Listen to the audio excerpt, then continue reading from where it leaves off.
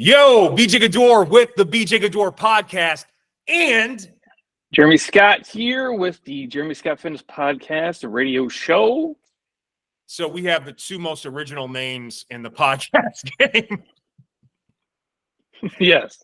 This is going to be a great episode, guys. Look, we're going to call this like the best and worst of 2023, or basically a year in review. We're going to be talking the NBA in-season tournament, what a smashing success, go leg show. And we're also going to be talking top movies of the year, top TV and docs of the year, what's in our fridges. And Jeremy also took some questions from people on Instagram because I turned off comments for mental health. What do we got coming through that? Yeah, just the stuff that you guys sent in. We'll touch on Ozempic because obviously that's everybody and their brother is either thinking about it, taking it, or looking at it. And then our biggest regrets on the fitness journey and a handful of other things along the way. You know what? This is like a fitness version of Festivus too. So we're going to air some grievances. We're gonna give Cole as part. This is like an annual tradition. We're just going to give Cole to Peloton every year. Big fitness, bro. Big fitness for the rich. I did see Dana White did a thing where I don't know what it was, but he yanked all the Pelotons out of all their studios because something happened where he's just like. No, I think that's what it was. They must have pulled ads or something from maybe it was RFK Jr. or something. They didn't want to do ads on a show he was on or something. And Dana White was like, fuck that. And yanks all the Pelotons out of all the UFC shit. Within a week, they're gone.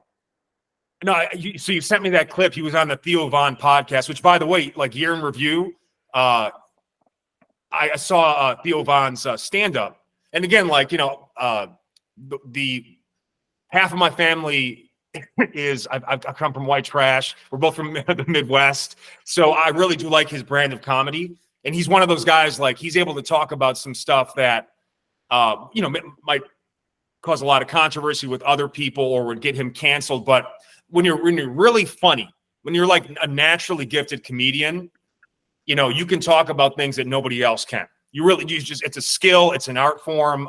But Dana was on his show. And Theo was talking about how people got upset about something with RFK, and then I guess Peloton pulled all their ads from his show, and then Dana White went on this rant about stationary bikes and fuck Peloton, which is, by the way, I was the first one to start saying that years ago. I did a whole podcast entitled that, and iTunes penalized me because you're not supposed to have a swear in the title. Well, I did see. Well, yeah, the last podcast you did with, I think, Justin Yule, at the very end, you gave Peloton a little shout out at the very end of the message. I always will. Because again, to me, I said on the podcast, I know you feel the same way. It's just everything that's wrong with fitness. To me, we're going to get into a lot of great stuff today, but we're on it, so might as well talk about it. Remember when you're growing up and they would be around this time of year, Christmas, December to remember, all these cars, men are gifting their wife a car for Christmas. I'm like, wow, what a life where you can give a car as a Christmas gift. That wasn't my Christmas experience. No, and now that I'm an adult, obviously there's no way. Well, my parents were not married, so that was never going to happen anyway. But even if they were, my dad wasn't going to just show up with a car. And even if it was me today, and let's say I can buy Heather a car, what kind of psychopath do you have to be where you just go and make this monster financial commitment without notifying your partner about, hey, I'm going to go drop $50,000 to $100,000 on a car, put a bow on it, and then drive it up to the house and be like, hope you like it. That's some psychopath stuff, man. And by the way, these weren't Ford Escorts. These were Lexus, premium luxury vehicles. But to me, it's because you see the Peloton ads coming out right now. It's some rich guy in his Manhattan skyrise, with a several $1,000 bike, it's all about celebrity and wealth, and it's everything I hate about fucking fitness, man. It literally is the symbol of it, and we're gonna unpack a lot of that stuff today, as well. And again, we both come from nothing. We built a beautiful lives for ourselves, but we're not rich people. We'll never be. We're just not those types of people. And we don't positioning fitness in that way, because fitness is for everyone. Physical culture and education is for everyone. It's not just for the elite. No, I mean, if you love it, if you love a Peloton or whatever kind of bike, like that's cool. But I don't, that to me is the one that sticks out the most because it's a bicycle. There's really nothing different other than you stuck a screen on it, and it's not a great bike. Of all the bikes you could buy, I mean, I'm not saying you have to get an assault bike, but that thing will cost you about $900. You can beat the hell out of it. Most of you, your entire life, and it is 100x the workout that you would ever get. Now, is it as fun? No, it's way more efficient, but you could get an erg bike, or you could buy, I don't know, a real bike for like $200 and just ride around your neighborhood. Like, there's so many other things I'd rather do than sit all day and then sit again on a bike and shorten my hip flexors and TFL and psoas and cause myself this unwanted lower back pain and follow along to somebody on a screen. Again, if you love it, cool. I just think it's really overpriced, and I don't understand how it's even still going. Well, I mean, you know what's going to happen. Like this is we've seen this. How many times do we have to see this? And they've already experienced they oversupplied the initial demand from the pandemic. So they have like all these bikes that no one wants. And, you know, the stockholders will see the writing on the wall, and they'll get out, and eventually they'll sell it before like things get bad. And everyone is stuck with a stupid bike that's just going to be a clothes hanger, a glorified clothes hanger. But anyway, people want to keep doing it. That's fine. But like you said, like an assault bike, such a better investment, a full body workout. And I say, you know, obviously they say, oh, you can come off the bike, and we have a treadmill now too. And it's just like, but you're not teaching people anything. You know what I mean? Like there's no empowerment. You know, this is it's celebrity. It's all about celebrity and like getting these personal trainers that are like, you see the ads, they're like, everyone's dancing. I'm not against dancing. Okay. But like, you know, it's like because they know like everyone they're marketing to, like, everyone hates exercise. So we have to pretend like it's so much fun and we're dancing. And this is, you know, it's like, no, if that's what it's going to take. Like if you need someone to kind of dance you through a workout, you know, you're going about it the wrong way. And it's just not going to be, it's not for you. It's not going to be sustainable. If you have to find a way, like you hate it so much that you have to like dance through it. I'm not saying don't have fun in your workouts, but I don't know, man. Like I'm so sick of Peloton. I'm so sick of seeing their ads everywhere. And, you know, it's just a Peloton is like the fitness equivalent of Taylor Swift. I just can't get away from it. I can't get away from it. It's got to be on the tail end, though. Oh yeah. It's got to be coming close. There's no way. People can't even afford McDonald's right now.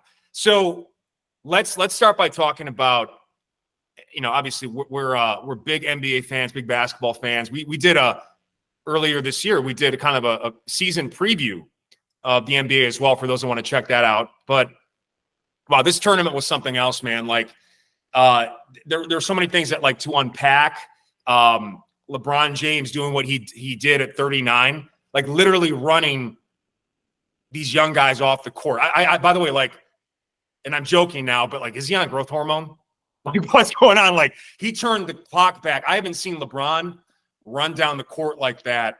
It's been a while, maybe Miami.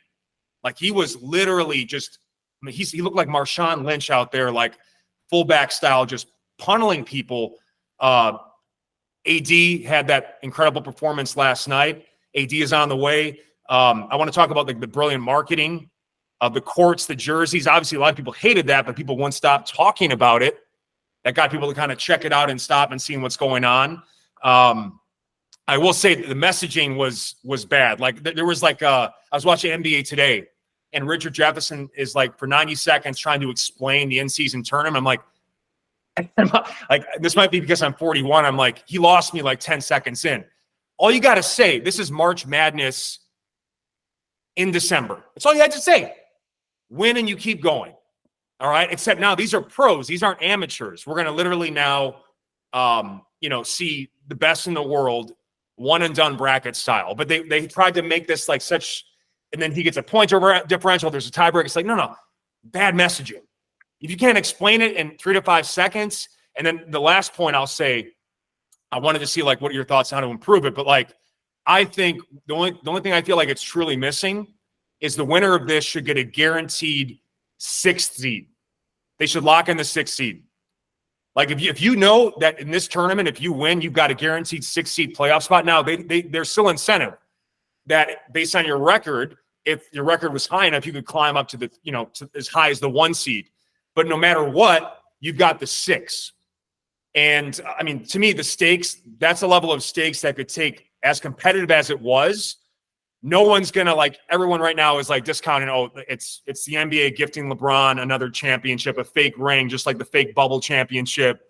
But like if the Pacers would have won, all you would have been hearing how is like, this is exactly what the NBA needs. So I want to talk about that too. But talk to me about like what you thought about this tournament, what you can see that can be improved. And what do you think about like that guaranteed 6 seed? Like some could say play-in, but to me, it's like, no, play-in, like you can lose one and done. Like if this is really as big as you want to make it, I feel like that is the type of incentive that could just take this to a whole new level ongoing. Well, it was weird because like at first I'm like, I don't understand what's the point of it, and then you start to see how they put it together, and you're like, oh, it's money. It's a business move, and a smart one. I mean, because most normal NBA games during December, I don't give a shit about, and I didn't care about all of these, but you could tell it was different. Like the atmospheres, and obviously the courts are, they're different. Some of them are cool, some are different. My wife was like, "What the fuck is going on here?" When you look at them, but I'm like, you could just tell it was not a normal type thing. And then like last night's game was cool to watch. So I get why they did it from a monetary standpoint and a business standpoint. I'm sure the viewership was crazy and the sponsors and the things that they can do.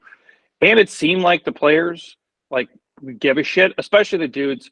I do think having it be more than just the money. Now, obviously, like LeBron will joke like, oh, it's $500,000. To him, it's like $5. But for some of those dudes, it's like almost double their salary because a lot of those guys, like the younger dudes, are making $800K a year, $900K a year, give or take. So that is, and for the coaches too. Like if you're a coach and you get a couple hundred G's, and I think even the losers got like 200,000 or something, which is actually pretty cool. But if there was something more at stake, it would be, I think it would make it even more competitive. The only problem would be it's kind of like the NCAA where Florida State's undefeated, but their quarterback's out. So they're like, fuck you guys, Alabama gets in. Right or wrong, it's a business though. Because you're like, now Florida State's not as great. So if you guarantee like, hey, the Lakers win, they get the 6 seed, but now like LeBron's hurt or something, or Anthony Davis is hurt, it's like, well, you're not the same team, but that's, a freak thing anyway. But I do think a guaranteed playoff spot, you'd get dudes to try a lot harder. Well, and the thing is too, like, the argument will be, well, then they can just coast the rest of the year. But again, that's, I mean, a team with some older athletes, like, I mean, AD's only 30, but like LeBron, for example, then they don't have to play him on back-to-backs, which, by the way, there should never be back-to-backs in the NBA. It's bad for the players. I think it's just bad for business in general, but that's a separate discussion. But the thing is, though, teams don't want to be limping into the playoffs. They want to be playing well at the right time in mid-April to end of April to kind of come into May. So, they're still incentivized to climb up the rankings. You want to get home court. No one wants to play Denver 4 times in a 7-game series. No one wants to go up into that elevation and be out of gas for the first half of the game, or the first 2 games in particular, trying to adapt to the elevation. So I just feel like it would really just and by the way, like, there's something to be said for being the best team to start the season and to end the season. I love that concept. I think there's extra, like if you win both, I mean, there's no doubt you're the best team that year. That would be cool. And again, like, it's not like the 6 seed is a 1 seed. So it's like, I don't think that's to say, oh, now we're going to coast the rest of the year. I'm like, if you're good enough, like, you don't want to be the 6 seed for sure. I mean, obviously you'll take it, but the only thing I thought was weird was they like were popping champagne and making it be like you won an NBA championship. Because I'm looking at it, I'm like, it's cool, but I'm like, the games are cool because they're competitive and it's like kind of fun. But I'm like, I always go back to, and I think I'm happy for LeBron. Like what he's doing is it's insane to watch. Like even if you're like you don't like LeBron, you can't just sit there and be like, this is not the most unreal shit you've ever seen some old ass dude do. Like it's just wild to watch. But I do think like if this was Kobe, right? Like they won. Like, is Kobe smiling? Like, give me the trophy? No. Kobe's like, fuck this. I'm back in the locker room. Or Jordan, you know? Like they're just, again, their personality's different. LeBron's more fun. He's that kind of guy. And so people will knock him for this. Like, oh, he's celebrating, you know, Kobe and Jordan wouldn't do that. I'm like, yeah, but they're pricks. And they don't celebrate anything other than winning it all. So it was weird to see him do that. But like watching him play though, like it's unbelievable, dude. It's like almost like he's like at moments like still he's not prime him, but it's the level he's playing at is unreal. Well, but the thing is, like, he definitely isn't. Well, it's almost like I think what's so great about it, it's been a transformation. Like there was a time at like those Miami days, like he would literally outrun everyone down the floor. Now he won't necessarily outrun people, but again, he just like I give the Marshawn Lynch analogy. Like he's just going straight to the basket and he's just bouncing off people, and you just can't do anything about it. Like still, and if anything, it's like he couldn't do that 10 years ago. He couldn't just like run through people. He could jump over them. He could outrun them, but he's just so big and strong right now. And he knows how to use his body in such a way that like, I don't know. So it's been really cool to watch. And obviously his 3-point game has been elevated. Like he remember that streak against the Pelicans where he just made three straight threes, one by the logo. Like, I mean, he made Zion. He embarrassed Zion. Like Zion was, besides Wemby, no one else has come into this league with as much hype as Zion. And you see a guy at 23, like jogging out there, just showing up casual about it. And I know you say like Jordan and Kobe would not have been as, celebrating this. And again, there's the guy wearing the LeBron jersey. But I'm not like a stan. I mean, I grew up an MJ fan. I respect Kobe a lot, but the reality is Adam Silver and the NBA needed to make this work. They got a big TV deal coming up. The writing's on the wall too for a lot of these guys. Mark Cuban sells ownership. MJ sells ownership. These guys, they feel like this is the perfect time to exit because they're not sure what the next TV deal is going to look like. Streaming and networks, they're struggling like crazy right now. HBO Max, Netflix, all these places, ESPN.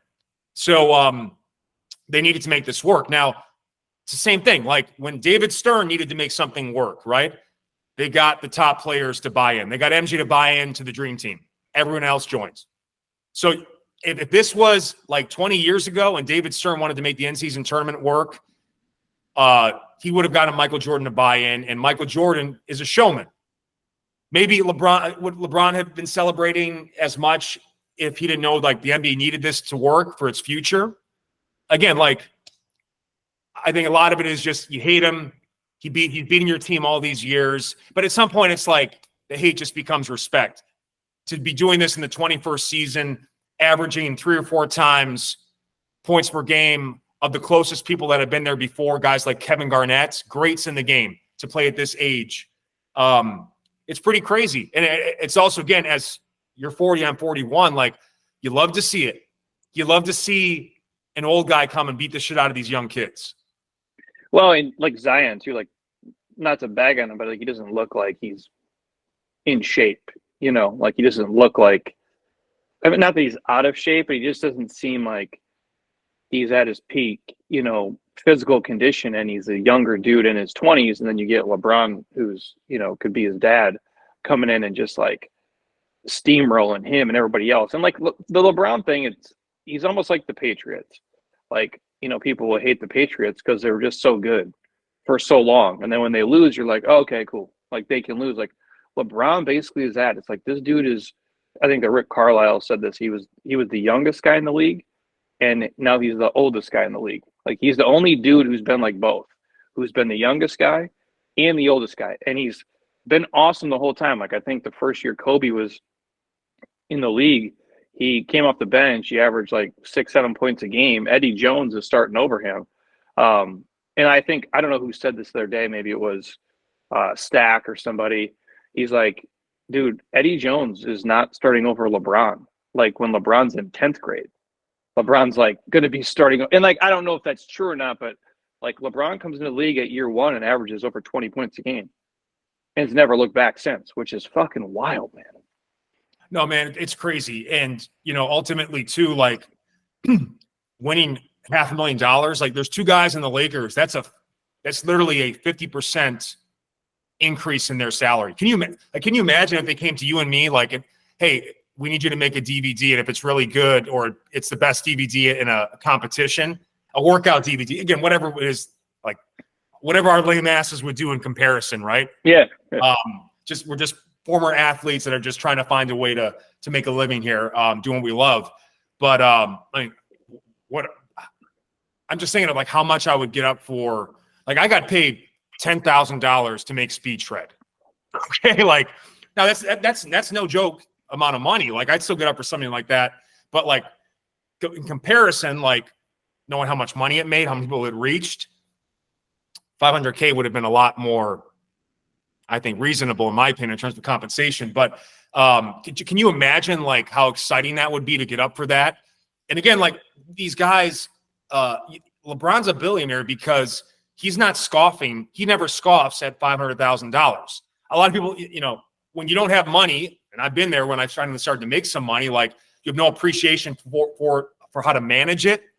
You want to spend it. You don't think about, long-term stuff like that. And that's why a lot of these guys end up going broke. But there's a reason he's become a billionaire still playing, because any amount of money is not something to scoff at.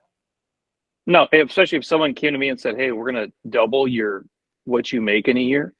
Do you know how hard I would try, bro?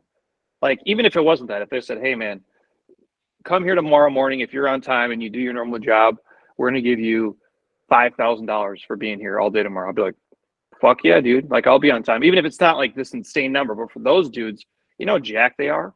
Like, you never seen benches cheer so hard. Because they're like, hey, man, if we win, dude, I'm going to go from making $480 a year to $1 million. Like, that is wild stuff. And you can just put it away for 20 years and be set. That's what Max Christie said he's going to do.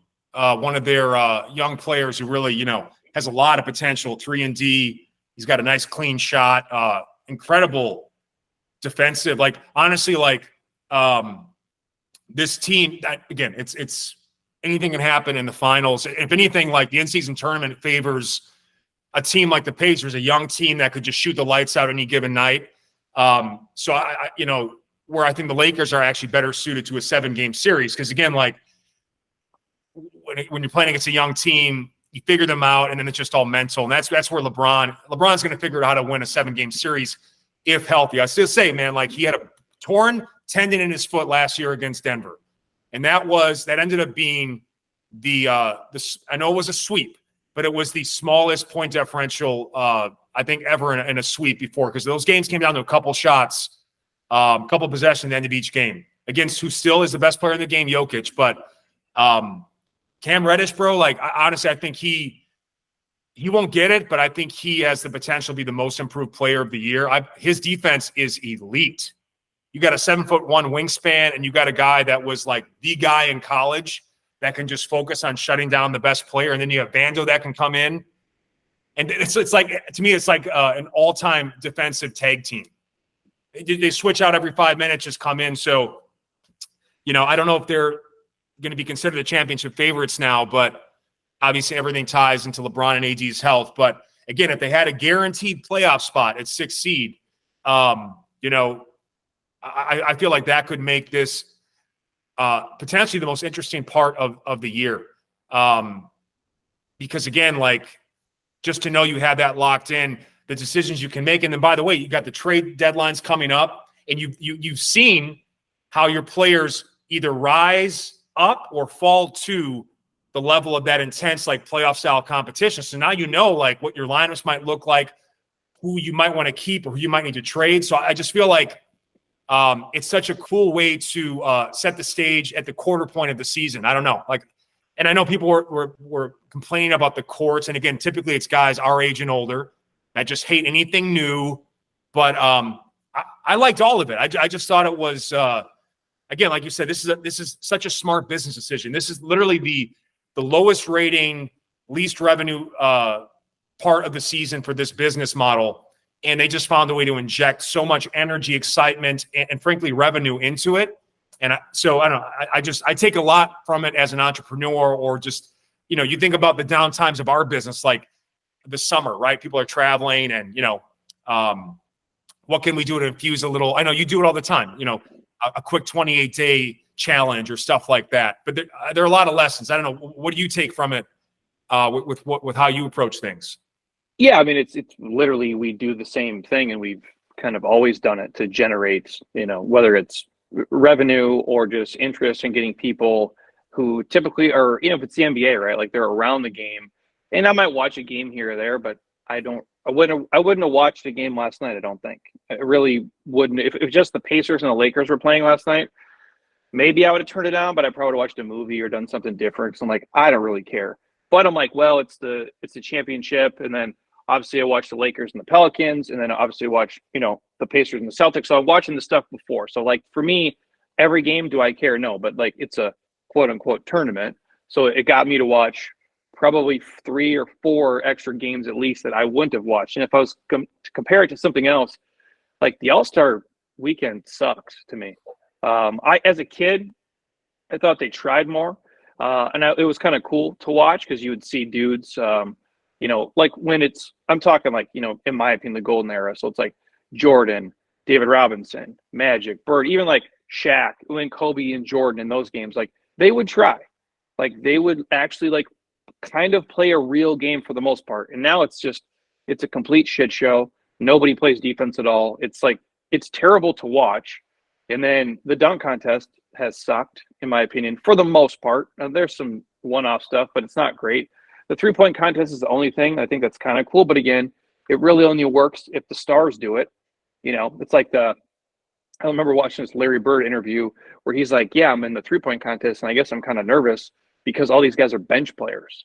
Like, I'm the only guy who's like the man. And he, obviously, in his Larry Bird fashion, like, but once I hit a couple shots, like, I knew I was going to win, obviously, like, because he's just a complete shit talker. And I remember some of those would be fun, and some of the three-point contests are okay, but the rest of All-Star Weekend, I think, is trash. I think this is way better than that is in terms of generating interest. I don't know in terms of revenue, like how it does, but again, the skills competition, I couldn't tell you if I've ever watched one. Like, it's garbage to me. Well, it's also, I mean, like, think about the Pacers, man. This was like their first national games of the year. They had to beat Philly, Boston, and Milwaukee to get to this final. So they're no joke. I mean, they are no joke. I don't think anyone wants to go against the Pacers at any point during the season. And it's a great opportunity for a team that never gets any sort of spotlight that, maybe is not equipped for a 7-game series, but any given night, NFL style, March Madness style, they can shoot the lights out and run you out the building with points. So I thought it was great for that young team. And obviously Halliburton is just exploded onto the scene. So I don't know. I feel like it's great for the league. It's a lot of fun. I feel like that additional stake could make this potentially the most exciting, because, these 7-game series, like, it's a lot of games.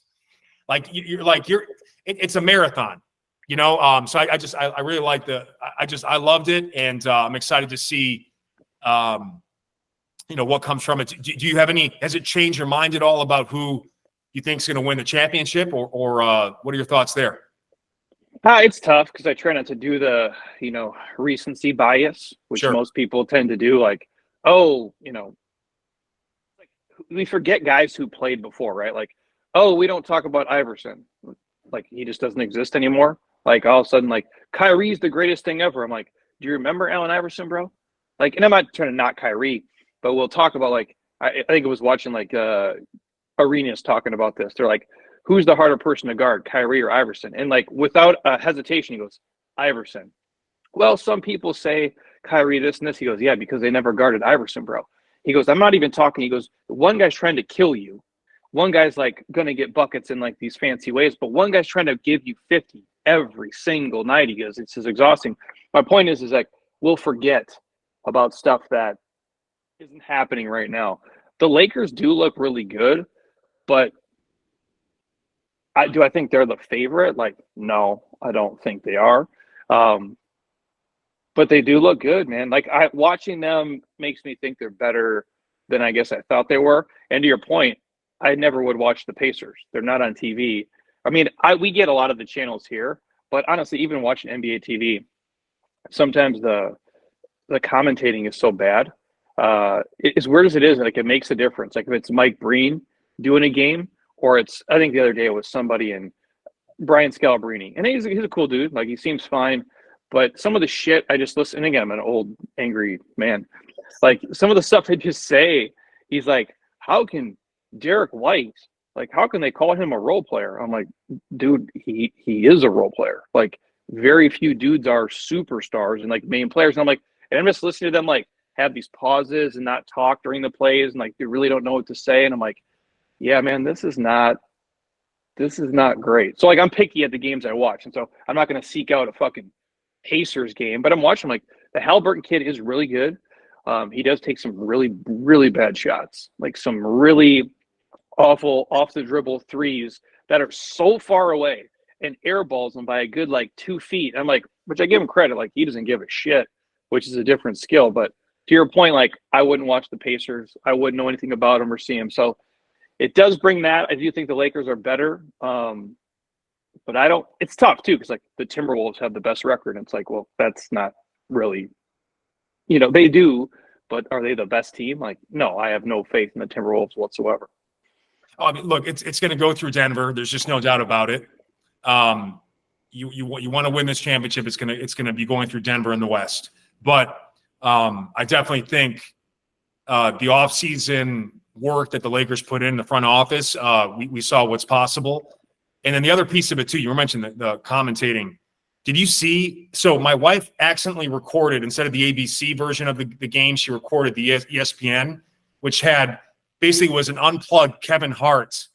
When I started the, I was home. I dropped Heather off. I come back, and like that was what was on, and I'm like, it was like 6.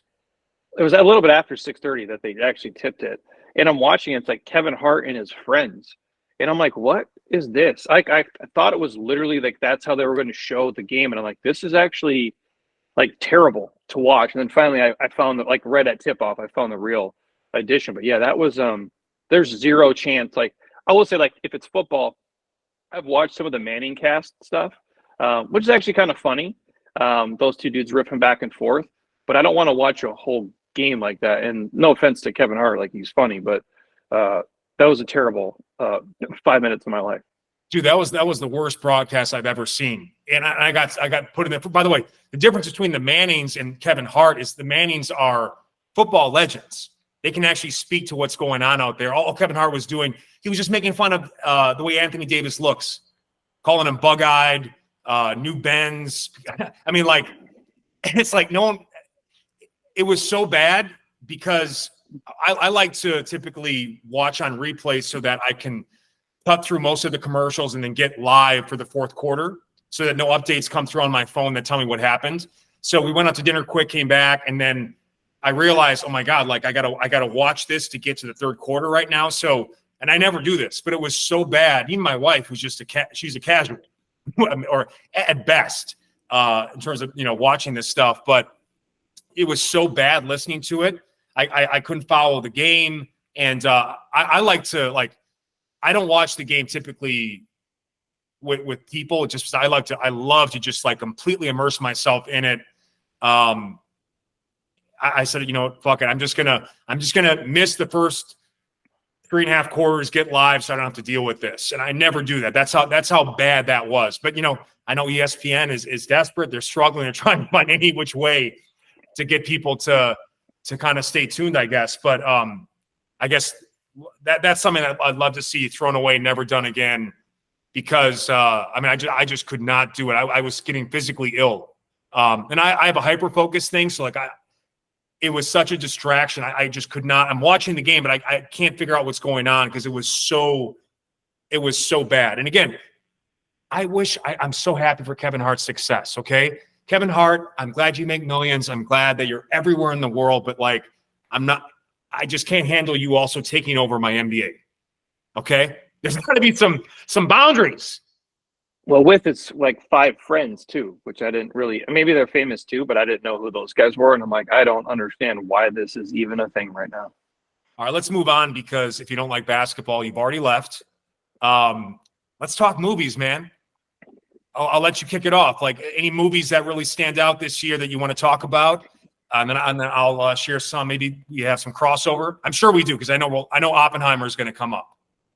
Yeah, I mean I think Oppenheimer is not. That's not the only. I saw John Wick 4 in the theaters because I'm that dude, and then I saw Oppenheimer in the theaters too. I'm just a Chris Nolan fan in general. Like I think he makes like some of the best movies. They're all like all the Dark Knight stuff. I think is legit. Inception was legit. Prestige. All of these are great, and I thought Oppenheimer for what it is. Like it's. If you don't, again, like I didn't know all the history, and I don't think people I didn't know he was homies with Einstein, which is fucking wild to think. And the fact that we all haven't killed each other yet, too, which is kind of crazy. But no, Oppenheimer I saw in the theaters, and John Wick 4 in the theaters are the only two I saw. And I thought they're both, good for what they were, obviously completely different, but Oppenheimer was the shit. I have not seen John Wick 4, so I got to see that at some point. So what's crazy about Oppenheimer is, I know it was a masterpiece. I will say though, like in theaters, and I think that was the intention. It was a punishing experience. You know what I mean? Like I was like, I'm there for 3 hours and you can't move, and I'm like, and just getting punished with the noise and the sounds. And again, I think purposefully, but like as good as it was in terms of what it was. It doesn't even hit the top 5 of Nolan's resume, right? I put all the Dark Knights, Interstellar, one of my favorites. Awesome. I think Prestige is awesome too, but then obviously Inception. Like, how good is Christopher Nolan? Like I think to me, those are my favorite. Again, I'm a Christian Bale fan too, so he uses Christian Bale in half the movies. Actually uses the same people in damn near all the movies. I mean, Cillian is in a lot of the movies too, so. Yeah, I just watched Interstellar actually the other day. It was on here while I was doing mobility. Oh. And I find myself just like, oh yeah, this is just badass. Like he's the man.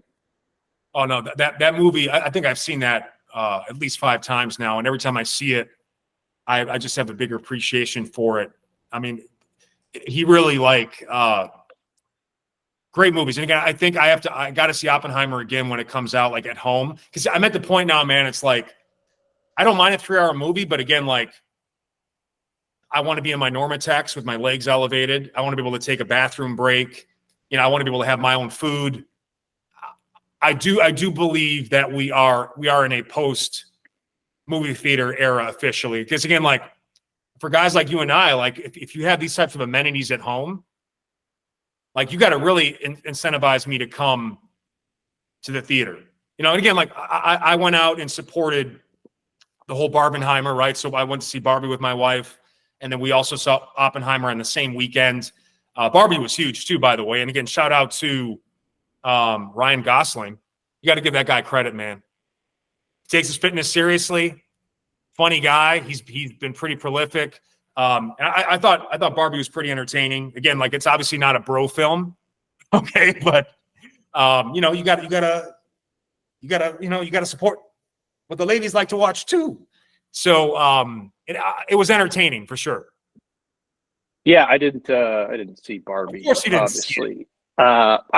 We almost rented it one night, but I'm like, let's watch something else instead.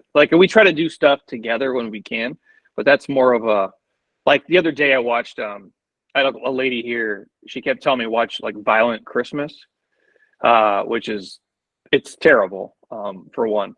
But she's like, I think you'll like it. It's the dude from Stranger Things.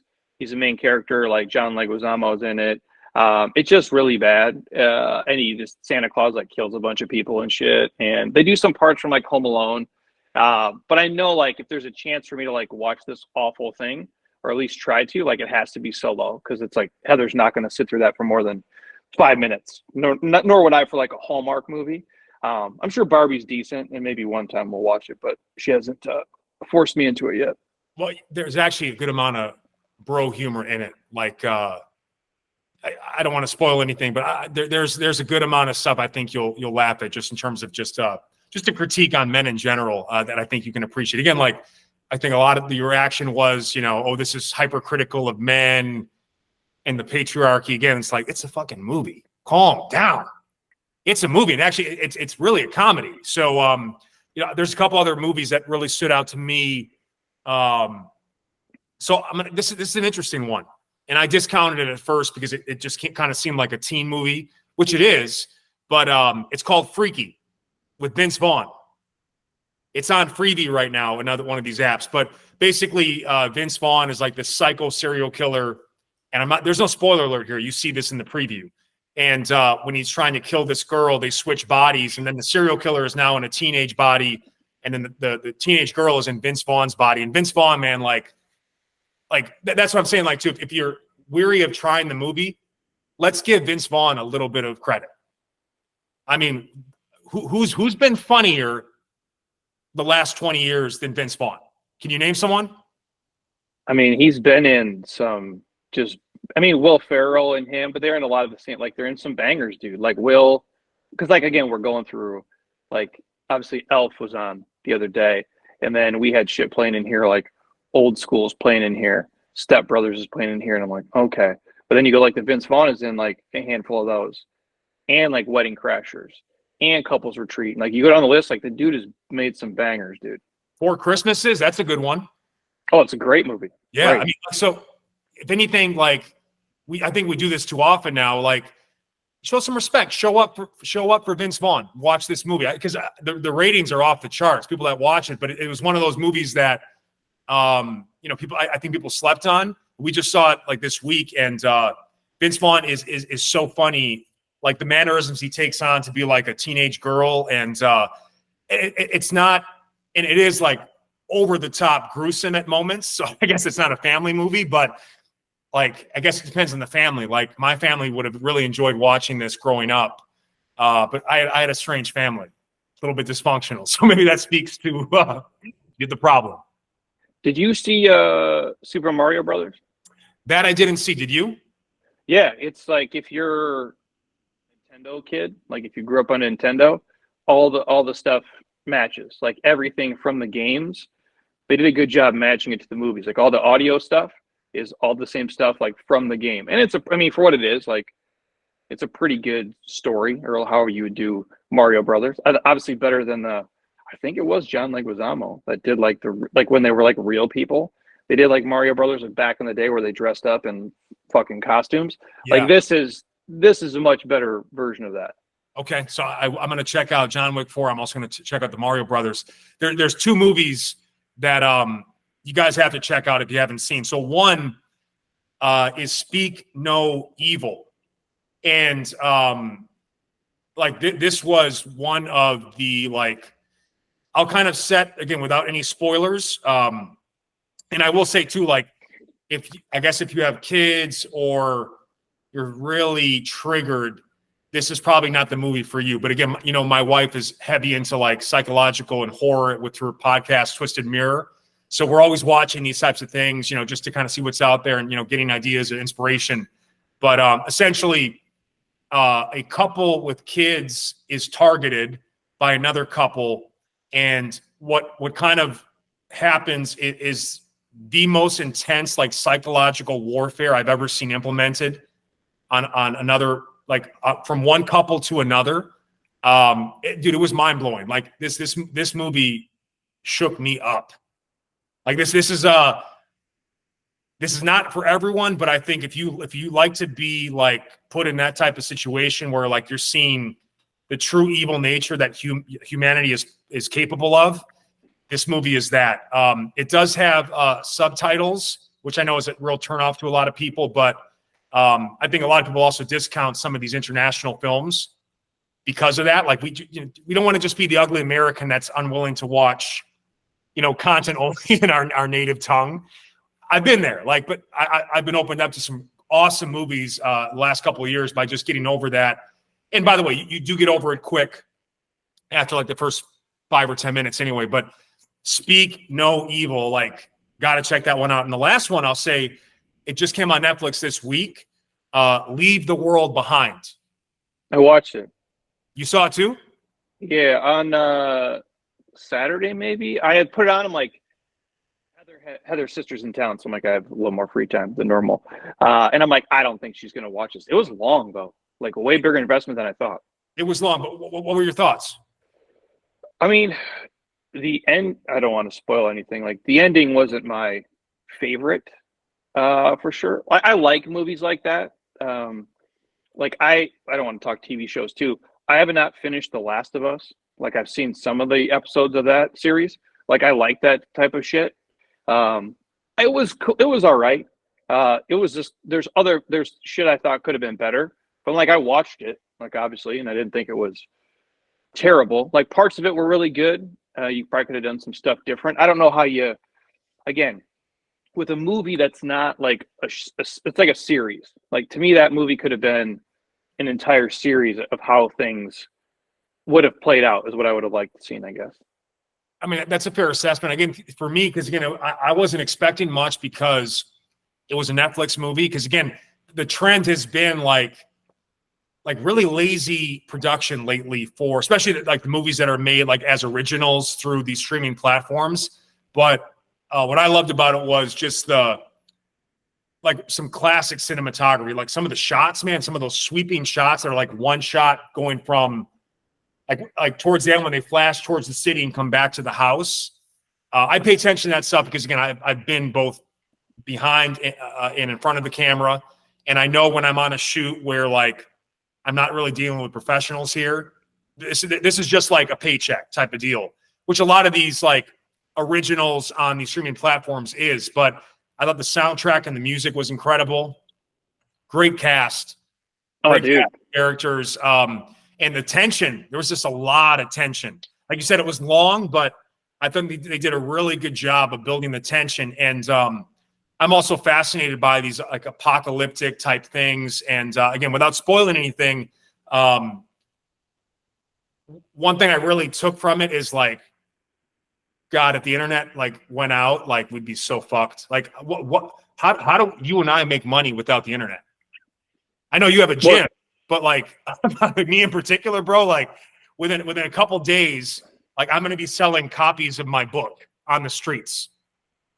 Yeah, if that like a solar flare, or if it was like a power grid thing, or whatever, cyber attacks, whatever you want to call it, none of us make it very long, dude.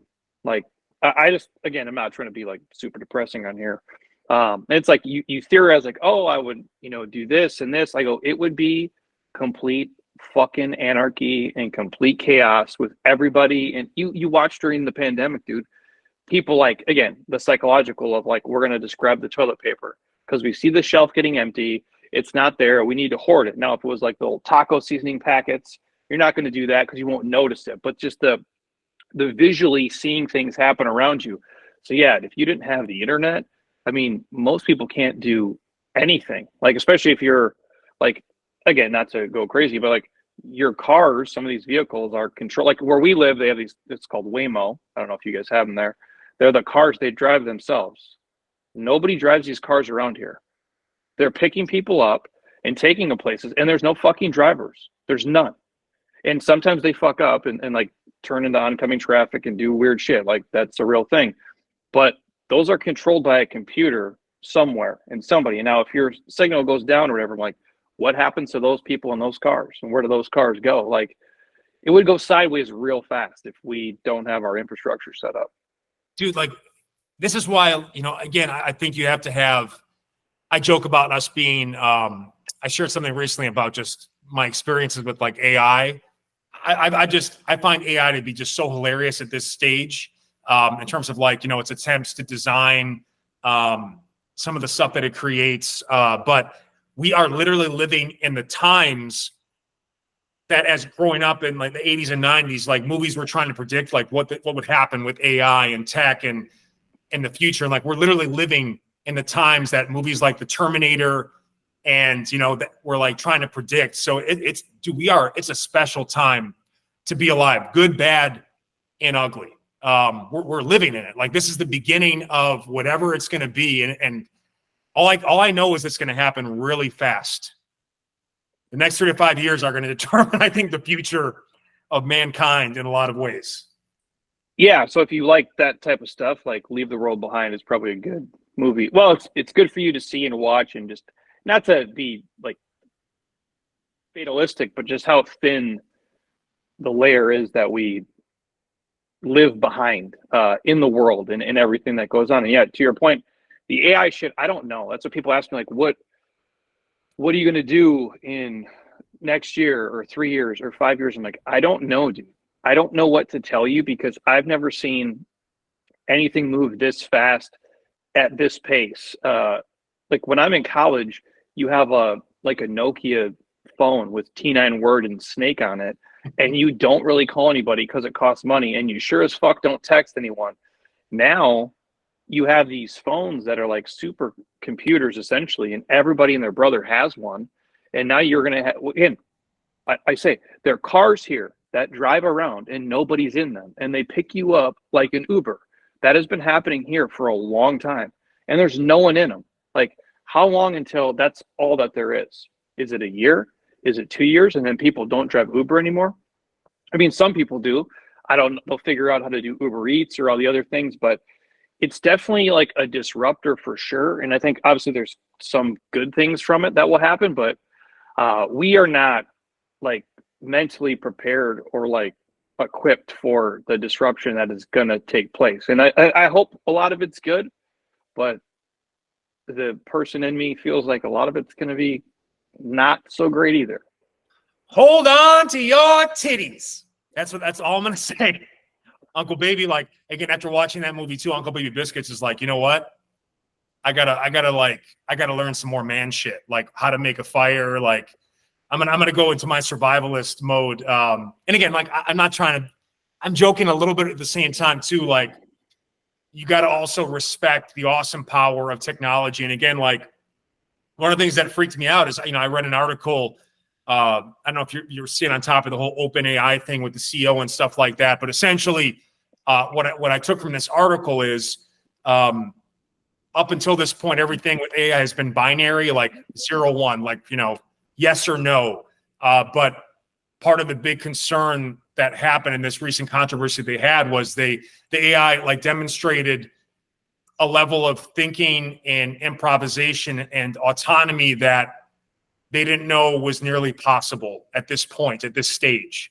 So, regarding like solving a specific math problem that, I don't want to get into the specifics of it. You can Google it, but like, it's because I've been using part of the stuff I do on YouTube. Like I use something called, what's it called? But anyway, like AI is baked into it where like they suggest headlines, even like can generate thumbnails for you or descriptions for your video. And, it's obvious to me when it is AI still at this moment, much like stuff through ChatGPT is. But again, it's just the speed with which it can be accomplished. Like something to post on YouTube that might take 30 to 60 minutes, you can get done in a couple minutes. For a creator, I mean, that means I can get out probably 3 videos in a day where it might have only gotten 1 in the past, and obviously some people are using it to write their newsletters. There are trainers out there right now using it to send out the workouts that people are paying for because most people don't even know the difference. They could not even tell the difference. Now, people that follow you and I, they're not the average fitness consumer. They're high-level people that can just truly tell the difference between, fakes and real ones, which is why you and I will always have a smaller audience than a mainstream household name because we're just not about that life of the bullshit and all this other stuff too. And again, I think you and I also, we don't enjoy making content for like the eternal beginner that like, frankly, they're going to be better off just taking Ozempic. Yeah, I mean, we can talk about that too. I will say like with the ChatGPT shit, like you can use, again, there's a lot of good tools out there. But even if it's like, hey, write me a sales copy for XYZ, you still have to change a lot of it. I mean, to me anyway, I could see, but a normal person who really doesn't give a shit, like it's an easy way to get stuff out there, even though it's not your stuff. And again, normal people really don't give a shit and it's probably going to be fine. But yeah, for us, it's probably a little bit different. We give a shit too much for sure, which I hate to say that and sound like this old person who's just finished. But like you care way more than a normal person does in fitness or most professions. I think there's a segment of people who give a shit, and then people who just kind of punch a clock. And again, if you just want to jump into Ozempic, fuck it, we'll just go the Ozempic route too. Well, let's say, we're gonna, this is good. Best practice social media. Save the hottest topic towards the end of the episode to increase the watch time. And we were joking, by the way, too, like, if you can get someone to watch a long form video on YouTube right now for more than 2 minutes, you are an elite content creator. 2 minutes, Jeremy. And I anticipate getting people to watch at least 5 to 6 minutes total. So we're going to put the Ozempic topic towards the end of the episode. Okay. It's depressing, man, to this. Again, there a lot of technology is great. Love it. But the fact that the attention span is that short for so many mediums, like if you can get somebody to watch something for 3 minutes or 4 minutes, that's what I mean. Like, is there another iteration of social media before AI just takes it over? Like, is there a TikTok, 2 that's even more addicting than what we have now? And then obviously they'll just be like this AI version of whatever the internet's going to be. That's where it kind of bugs you out, because you see like how good these things are at just sucking people in, and that my fear is it only gets worse, where people are glued to headsets or whatever all the time because it's feeding you exactly what you're kind of looking for. Like if Heather's, like, I don't look at Instagram like a normal person. I kind of post, I get off of it. I try not to be on it. It's not good for me. It's not healthy. It doesn't make me feel good. I don't like it. I mean, I'm happy to help people and do the things, and that's fine. But if her feed looked like mine, or her like suggested was on my phone, I'd never want to look at it because I don't give a shit about the same things, and vice versa. Like, I'll find her scrolling on it like crazy. If hers was UFC commentary and 90s basketball highlights, she'd be like, this is stupid. I don't want to be on it. But the platforms, the algorithms, they know what you want to do, and they know how to suck you in. They're better at it than you are. And I know you think like you can escape it, but unless you have these guardrails in place, you can't, because it will suck you in. And I do think the next version of it will be even gnarlier than this, man. Oh, man. I mean, again, what's interesting too is like you and I, like, people are always shocked by this. Like, they think like we're listening to a bunch of these different fitness podcasts. Like, you and I don't really consume fitness content because we're not interested in fitness. We are fit. We just do fit shit. You know what I mean? Like, a lot of people like to listen to fitness and hear people talk about it, but like, we actually do fit shit. We like to listen to things about sports and, pop culture, various different things. Obviously you're into a lot of the financial strategy stuff. But people are always shocked by that. Like, I'll listen to your podcast, but like, part of the thing too is for me, I don't like I like my own takes and my own approaches to kind of be my own. And I also know that if you're, this is just inherent to human nature. Like, subconsciously you take in other people's ideas and approaches just by consuming it. And then some would say, well, then you're being closed-minded, or you're not opening up to the vast knowledge and wisdom of other people out there. But again, like, we all have our own approaches. And personally, like, I like to just have a very organic approach. And part of that is like not consuming a lot of fitness content, because then it's like, I'm making things up based on my own experience and what I want to do. And we're both also not like, again, you and I both, we got into this for lifestyle. We didn't really, like, we don't need to have people know our names or our faces. In fact, if we can achieve the lifestyle without any of that, like, that really is like, correct me if I'm wrong, but I feel like that is like your long-term goal, to not be recognized necessarily. And I bring this up because, like, we both saw this Barry Sanders documentary. And what was so crazy about Barry Sanders is, like, simultaneously you have Deion Sanders. And by the way, I love the showmanship and the showboating and the swag and all that came with Deion, the high stepping. But I much more relate to the, like, day-to-day workmanship of a Barry Sanders. Like, he scores basically he's already ran 50 yards before he even crosses the line of scrimmage, juking and bouncing and spinning. And then he runs and hits an 80-yard touchdown, and he just hands the ball to the referee. You know what I mean? Like, that simple act, that humility he had. And also, like, one of the first guys that ever walked away, like, not like towards the end of his prime, but like he was like thick in the middle of it. He would have without a doubt broken the rushing record that Emmitt Smith ended up overtaking. Talk to me about, like, because you said, like, this guy's my spirit animal. Oh, dude, first of all, that's a great doc. If you guys can watch it, it's on Amazon Prime. It's called Bye Bye Barry. It's maybe 90 minutes total. And it's cool because, like, all the Detroit dudes are in there. Tim Allen, Jalen Rose, Eminem. Like, they got all Jeff Daniels. All those dudes are in there. And again, I love Deion too. Like, if we're playing street football, I get a pick, bro. And if I go down the sidelines, like, yeah, dude, I'm like pretending I'm Deion, you know, as you go in the end zone, because Deion was the shit, dude. Like, he was just, again, one of the greatest athletes to ever live. And I loved him for what he did. Is that my personality type? No. I always would joke, like, in my greatest sports moment, I never, you know, jumped up and cheered. It's not, I go to a basketball game, I don't say a fucking word. I don't really clap. I just sit there and watch. I'm a terrible fan in that regard if you wanted me to be super loud, but I'm actually like watching, you know, the game. So to see Barry, yeah, it's like he didn't even give a shit about any of the stuff. Like, they schedule his game in Japan because they didn't even think he'd be up for the Heisman. He's not even there to win it.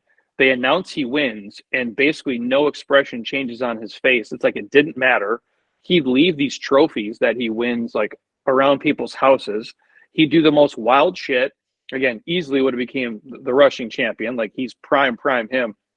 But just, it wasn't about, he cared like whistle to whistle and nothing else. And, you know, I know a lot of people, you know, how do I say this, like, in a nice way? Like, it's kind of what I want to be able to do. Like, I like all the stuff, like the attention we get and all the things. It's great.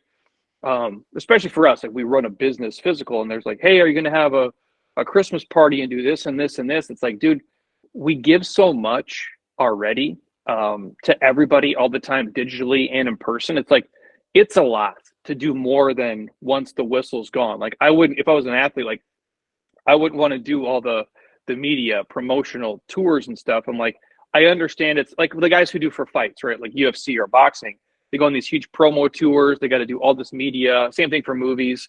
Like, that part sucks. Like, I just want to do the thing, and then when I'm done, just kind of leave me alone. And like, Barry Sanders is that, like, times a million. And it's super cool to see, because I don't think you'll ever, first of all, you'll never see a dude move like him. Like, just stop, like, insanity, the shit he's doing, like, to the best dudes in the world, and to never celebrate, like, nothing. It's unbelievable. And those listening on YouTube, by the way, I'm going to throw in one of these clips where, like, there's a 3-minute burst, and I recorded it on my phone. I recorded the TV with my phone so we can bypass some copyright issues. But where you just see, like, he, in my opinion, is the greatest running back of all time. And that's tough to say, especially when you have a guy like Jim Brown, Sweetness. But the agility that Barry Sanders demonstrated, the thickness of his legs, his overall balance and center of gravity. And again, a lot of people would say that he doesn't have the top end speed that some of these taller, longer cornerback, like, he sometimes get caught. But again, I think people also forgot, like, the times he got caught, often he had already ran 50 yards just to break the line of scrimmage, going from sideline to sideline, spinning, bouncing. But like, the clip where and again, like, I grew up, I'm not a big fan. I don't really, honestly, I'm not an NFL fan anymore. I don't watch football anymore. I'm 41 and I had to make a choice, and it's the NBA, because I can't do multiple leagues at this age. I got too much shit going on. But I grew up a diehard Green Bay Packers fan, and there was no team that gave me more anxiety than playing the Lions. And we often would play them on, like, Thanksgiving. And like Barry said, we'd have these games where, like, we'd hold them to like -2, -3, -4, 10-yard loss. And all of a sudden he would burst a 60, 80-yard run.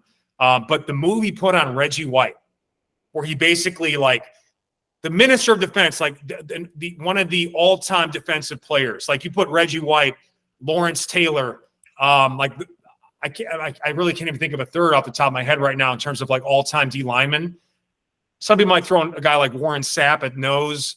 But like Reggie White and Lawrence Taylor, like the move he put on Reggie White and the way Reggie White just basically, like he broke Reggie White's ankles and he moved like the way the screen caught it to, he was on one side of the screen and then he was on the other side of the screen and Reggie White is just falling to the ground. I don't think we'll ever see a physical talent like that again. Like he was literally the great one above, like built the ultimate running back. And again, a stature that made him kind of like a bowling ball. Like, you know what I mean? Like he was tough to see sometimes. Like he'd be here all of a sudden, like the linebackers couldn't even see him over the linemen. I don't know. What are your thoughts? Again, it's always tough to say GOAT, but like, and he would take himself out of games because he didn't want to break a record, because he didn't want to take away from the team. Like these are things that are just not like, they don't exist in today's clout chasing, fame seeking world. Like the goal a lot of kids have today is just become famous on social media. Well, yeah, he would do it like in high school. Like he could be the high school city rushing champion and he's super close. And he's just like, no, I don't need to go back in the game. Like as a high school kid, that's crazy. Like I get it. Like as you get older, maybe you're a pro. Most people don't mature because again, most pros are young dudes in their 20s. He's doing that in high school, which is it's like in his DNA or whatever, whether it's nature or nurture, like you name it, but he would do it. And I would say like styles make fights, right? Like when you watch him, like he's the greatest of all time to me. Like I always go by if you had a pick, like if you had a one draft pick for running back, who would be your first dude? I'm like, would be Barry Sanders. And not just because the style of it, like he's like a Tyson. Like is Tyson the greatest boxer ever? No, but his style though is something that you would never see. Like it was just this completely different. And when you watch Barry Sanders run, like again, there's a lot of dudes who've been great. Like obviously I'm a Vikings fan. When Adrian Peterson's in his prime, it's amazing to watch. It's a different style. But Barry Sanders is a different thing completely. Like I've never seen anybody do the shit. He's doing shit in the NFL that is what like high school kids do.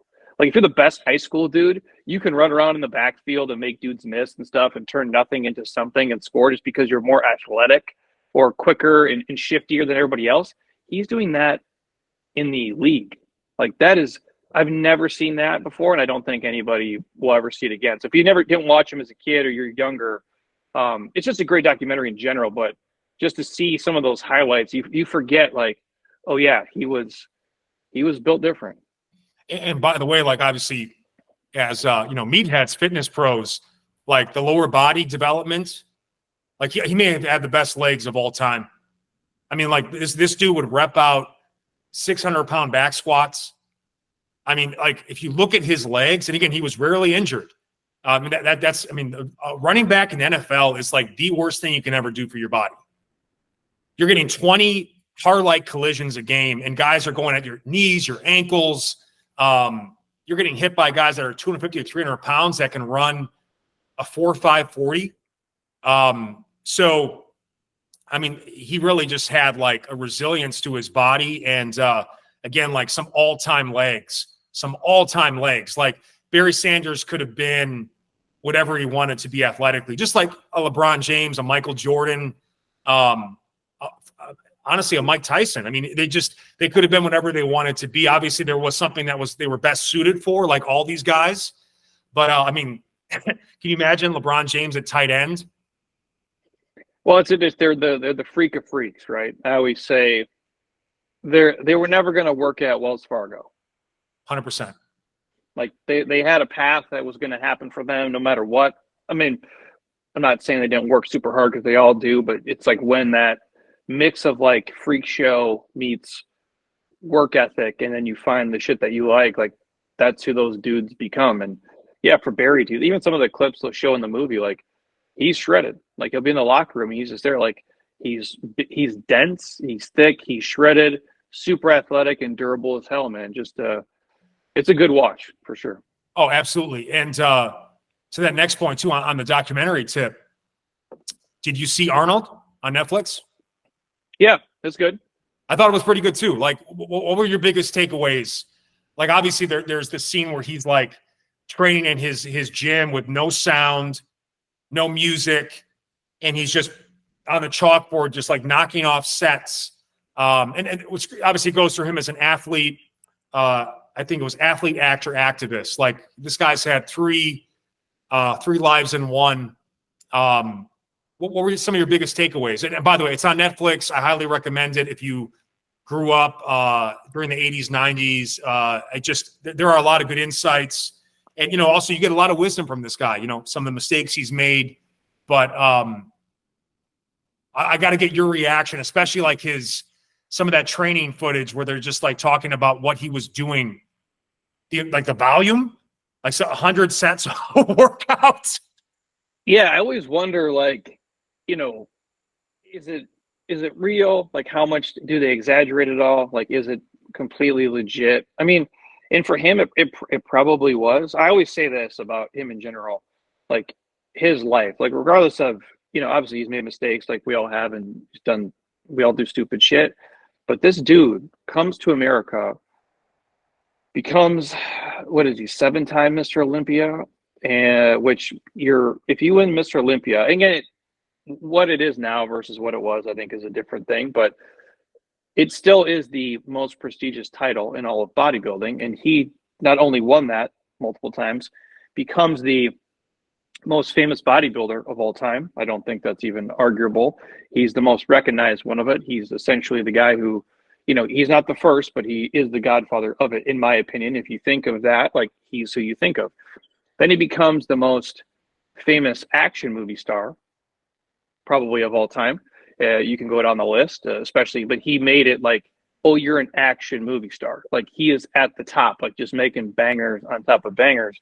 And then, oh, you just become the governor of California. Now, if you do one of those things in your life, like, you've lived a successful life in terms of career. This fucking guy did all three of those things. That is something I don't think can ever be replicated, ever. Like, he's one of one, for sure. Oh yeah, no. Again, like, one of the biggest things I took from it too, is, again, you just see it in the people that are able to achieve like a level of hyper focus. You know what I mean? Like, when that man set his mind on something, he was the Terminator. Like, he was the Terminator. Like, but again, like, you don't realize it because of his charm and his humor. And one of the things that I took from it as well, again, having a father that came to this country and didn't know English and had to learn on the fly at 30, but also the insecurity that came with it. Like, you never really feel comfortable around native English-speaking people. And where he kind of like flipped the script and he leaned into his accent, like, it was just a refusal to let any of the common shortcomings, oh, he's an idiot, he's dumb, because he's just a meathead, he's just muscle. But the reality is, one of the highest forms of intelligence is a sense of humor, wit. So I just, and then obviously the work ethic in the gym, like, he was unique in the sense that, like, he loved to train with his competitors. Like, that doesn't happen anymore. People, they don't, I mean, occasionally, like, these guys in the NBA, for example, they'll do like pickup games in the summer and stuff, but like, a lot of it is like, let's hide, not share any of my secrets, where like if he got beat, he would invite the guy to train with him so he could learn why he got beat and steal from them, like, so there was, obviously, you can't achieve what he did without ego, but he had enough of a willingness to put his ego to the side, to get better and to keep improving. And I thought that was a really insightful documentary. I did a full podcast on it just because he's been a big impact. I've got, my grandma is literally from Austria. She came right after World War II to America. So, I've got some of that. That's probably where the thickness comes from, the Austrian oak.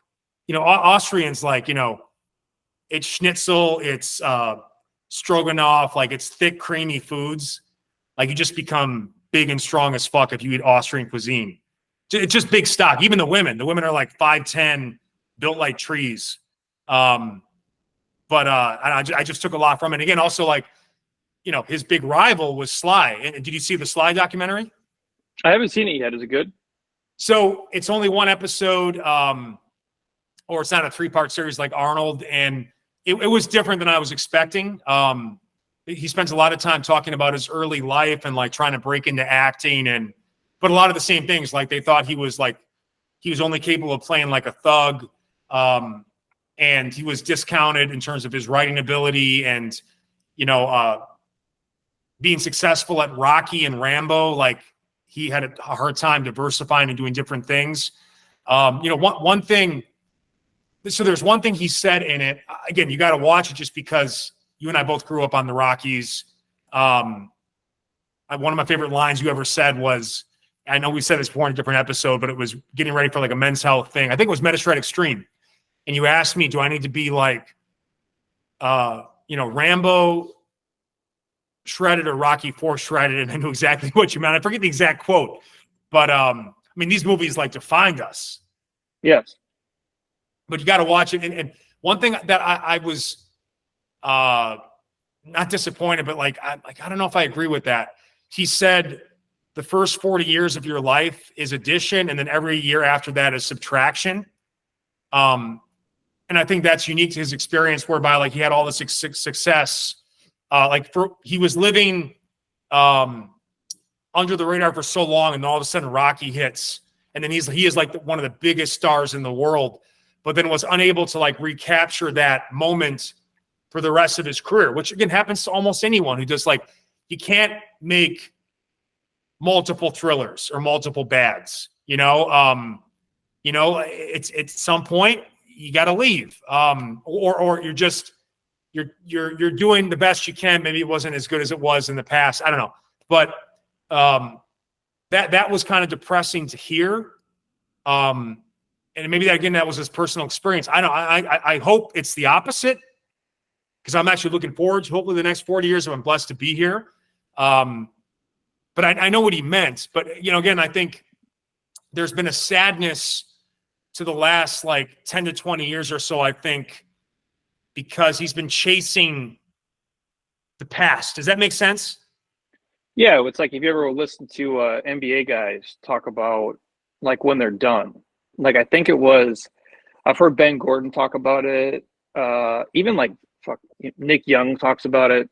Gilbert Arenas. They're like, what does a retired 32-year-old dude do who has $100 million? And he's like, he's depressed. He goes, he's depressed all day. He goes, because all we ever did was play basketball. All we did was this thing, and now we're not that person anymore. Now that thing is gone. And again, I don't know if acceptance is the right word or whatever it is, but sometimes things just aren't going to be what they were. That's just reality. Not that certain things can't get better and, there's different additions to life, but if you're LeBron, yeah, it's still cool what he does, but there's going to come a day sooner than later where it's not that. And then it will never be that again. You watch Barry Sanders now, he's not Barry Sanders of when I was a kid. There's just seasons of life that certain things will happen. You can, try to hold on to them as much as you can. And it's tough for everybody, obviously, because, even Arnold, right? I think there's where he's like, I don't really like what I look like in the mirror, because you're comparing to the greatest of all time. And now you're not that anymore, which is kind of wild. It is. Yeah. I guess on a positive note, what I took from the Sly thing was he really understood how to message to the audience. He really got it.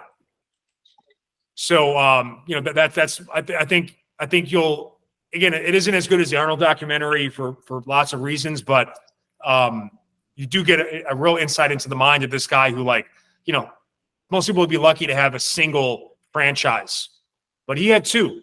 Rambo and Rocky are two all-time franchises, and he really knew, the fact that he can make he makes these endless sequels and they're still compelling. And even the worst ones, like Rocky 5, I've got no problem watching multiple times, over and over again. So I guess finishing on the TV piece, there were two like kind of classic shows that came to an end this year. One is Succession, which I know we would text about, and then I don't know if you have Showtime or watch Showtime, but Billions also just ended. And Billions, you know, most people say it maybe went a couple seasons too long, and it wasn't what it was at its peak and its ending, but two great TV shows that came to an end. But have you seen Billions? I haven't finished Billions. Like I don't even know what season I'm on right now. It does start off awesome. It does get a little, again, like a lot of shows, it evolves how it evolves, and it's not. It got a little bit weird in some parts, or not. I don't know. It's not. It's good, but the early shit is great. Succession, all time, dude. It's 4 seasons. They're bangers. If you guys have never seen it, you have to see it. And you like want to root for people. Like you want to like people. They're all fucking terrible humans. They're all shitbags, every single one. No, yeah, exactly. Again, I did my wife and I did, I think it was a full podcast on this. I really liked it. I mean, from start to finish. And again, like we mentioned Barry, like Barry left. I mean, you could say, well, he left too soon. Well, it's better leaving too soon than leaving in a body bag, right? Like with nothing to give the rest of your life. Like it's such an art form, knowing when to leave and leaving people wanting more. And lately the trend has been like, how can we keep like stringing people along enough and keep monetizing and making things go way longer than they ever should, you know, like 3 to 4 seasons is probably all you need in most series, right? And you end up leaving people wanting more. Maybe there's a spinoff that comes out of it, like the way Breaking Bad spun off into Better Call Saul. Both, by the way, like top 5 TV series that come to mind for me. And again, it's my biases. And even though Game of Thrones, I wasn't happy with how it ended, I think they also like, again, when you start something without a plan how to end it, things often go sideways towards the end, right? Because again, like you have to have, but life is so unpredictable. You never know what, like if a show is going to resonate with the masses, but like Better Call Saul, Breaking Bad, Succession, I would put in there. Game of Thrones just changed TV forever. Like people will always be chasing what Game of Thrones was putting out a movie weekly. They were doing like weekly movies for a while there. Where does it rank for you? Billions to me is not going to break into an all-time top 5, but I think Billions was just like, I think this might be insulting to some people. I think it was just like, it really tapped into like the male persona, of like all the douchebaggery, like metaphors, sports metaphors that would be constantly being used. I do really like Chuck Rhoades. I think Paul Giamatti is an all-timer. And then Bobby Axelrod, man. That dude was in, first of all, Homeland. Homeland, incredible, especially like early Homeland. Yep. That series was untouchable. And then he was also in Band of Brothers. 3, so he's been in 3 now. Like, Billions is an all-time series. I mean, number of seasons. At one point, one of the more popular shows on premium television.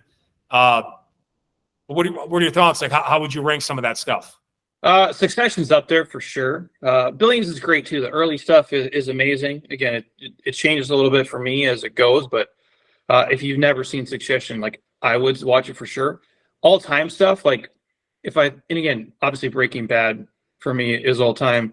I do love, like, again, some of these went like super long, like Sopranos for me. Like if you guys have never seen Sopranos, or True Detective, the first season with McConaughey and Woody, dude. I've not watched it back, but we talked about it the other day. I'm like, maybe we should just watch this back, because I remember I was at like a fucking Tony Robbins like conference in Chicago, and I never do this, and I just stayed up and watched like 4 of them back to back to back till like 3 a.m. because I just couldn't turn them off. Like that's what like Breaking Bad to me was in the early stages. And the same thing with Succession. Like we didn't start it till this year, and then we got through all 4 seasons like relatively quick. Just we would just come home and be like, boom, boom, boom, boom, boom. Because it's like it's that type of show. Oh no, I mean, like the other piece too, like, Oz. Oh, Oz was like my first introduction to like, and we're talking like still the early days of HBO. And by the way, like, what the fuck is happening to HBO? Max? You're going to take 30 years of brand equity and just piss it away and change your name to Max. I don't get it, man. I'm trying to understand, like, this is where it's like, hey, someone has to step in. Someone's got to step in. Like, I know we're not as successful as HBO, but like, you and I both know good TV. We've seen its evolution in the last 30 years, and HBO was a leader at every step of the way. Oz, The Wire, Sopranos, Game of Thrones. Westworld. Westworld, yeah. Like, I know a lot of people are into that. I kind of checked out of Westworld because It got weird. I got Lost vibes. Like, they're basically gonna like, they don't know what they're doing, and I don't want to be taken for another ride like with Lost. But I could be wrong, and maybe I should have kept watching. Maybe I will. Again, it still exists, but to me, it's like, what is happening? And they've also, like, I don't know if you noticed too, like Showtime is like getting rid of their mobile app. Like, Showtime is going through a reckoning. These streaming providers, man, are in real trouble. Not just because of the actors' strike. Just people are not supporting.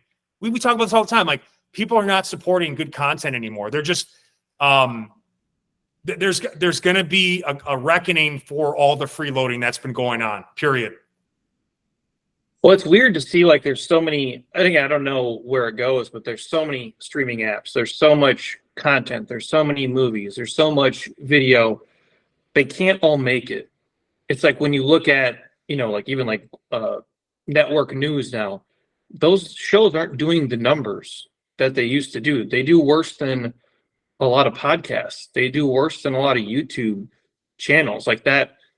There's a certain demo that's aging out. And then again, people are just bombarded where it's like, if I go on to Netflix today, dude, how the fuck do I even like look at something or pick something? It's almost like I don't even know where to start. Like, I'll try to watch a trailer for a second. I'm like, okay, maybe we'll try this. It doesn't seem sustainable for the duration where you can have 87 different apps for all these people and they're always subscribing, and it just can't keep going, I guess, the way that I see it. And I think they're starting to feel that because it's like the ad revenue is starting to just tank for a lot of these people.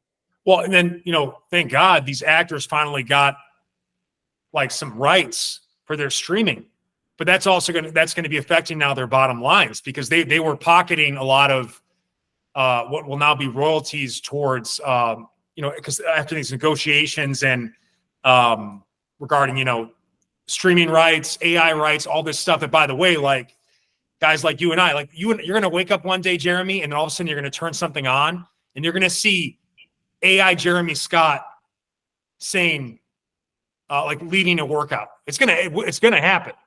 And all we can hope is that you're going to get some royalties from that, some digital rights. Because, fitness is always 10 years behind all these other spaces, right? So, I mean, that's more interesting shit that's coming down the pipe. But you see, like, when I see a guy like Stephen A. Smith putting so much effort into growing his YouTube channel, not even promoting First Take anymore, just like exclusively focusing on his YouTube. This is the number one guy in sports broadcasting. Love him, hate him. This is the guy. This guy knows how to put out compelling content, and he is a subject matter expert. He's been doing it a long time. He's provocative. He knows how to pull the strings and push the buttons.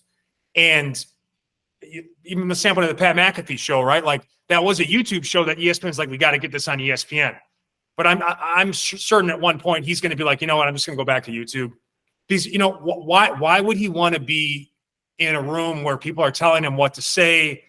Like, it's a big personality. Like, at some point, and I dealt with this at Men's Health too. It's like, at some point you're like, you know what? I'm just going to go do it myself. Well, do it myself. Like, you're just going to cap me. You're just limiting my creative freedom. And frankly, people are moving over to YouTube. People are just like, people want one place to get all of their stuff. And when you can get these content creators, because people are not willing, ESPN, they're not willing to pay the talent. Men's Health wasn't willing to pay the talent. They just thought they could bring a trainer off the street and things could continue. Well, maybe it could in the short term, but they're going to just find Jeremy Scott. They're going to find me. They're going to find the people that actually know what the fuck they're talking about, that can do things to the highest ability in their own way. I don't know. What are your thoughts? Yeah, I think that's the trend. And I think there's going to be again, continued just disruption across the board. Because again, I don't watch something like live sports. I don't watch TV like ever. We have we use Sling for the sports stuff, and then if there's a movie or something, I might click it, but I usually just go to like the on demand, and I play them here in the gym for people when we work out, just to have background stuff, or like when I'm doing work. A lot of times, like I won't work out to music. I'll just do it to like a movie or something, or I'll do obviously when I'm doing mobility. But it's not like normal TV. I don't turn on like Fox or like TNT to watch TV. I'll do it if there's a sporting game on. And that never was the case before. And a lot of times I won't even turn on Sling. I'll go to either typically Netflix or like Amazon Prime, and that's where the stuff comes. And then everything else is on my phone.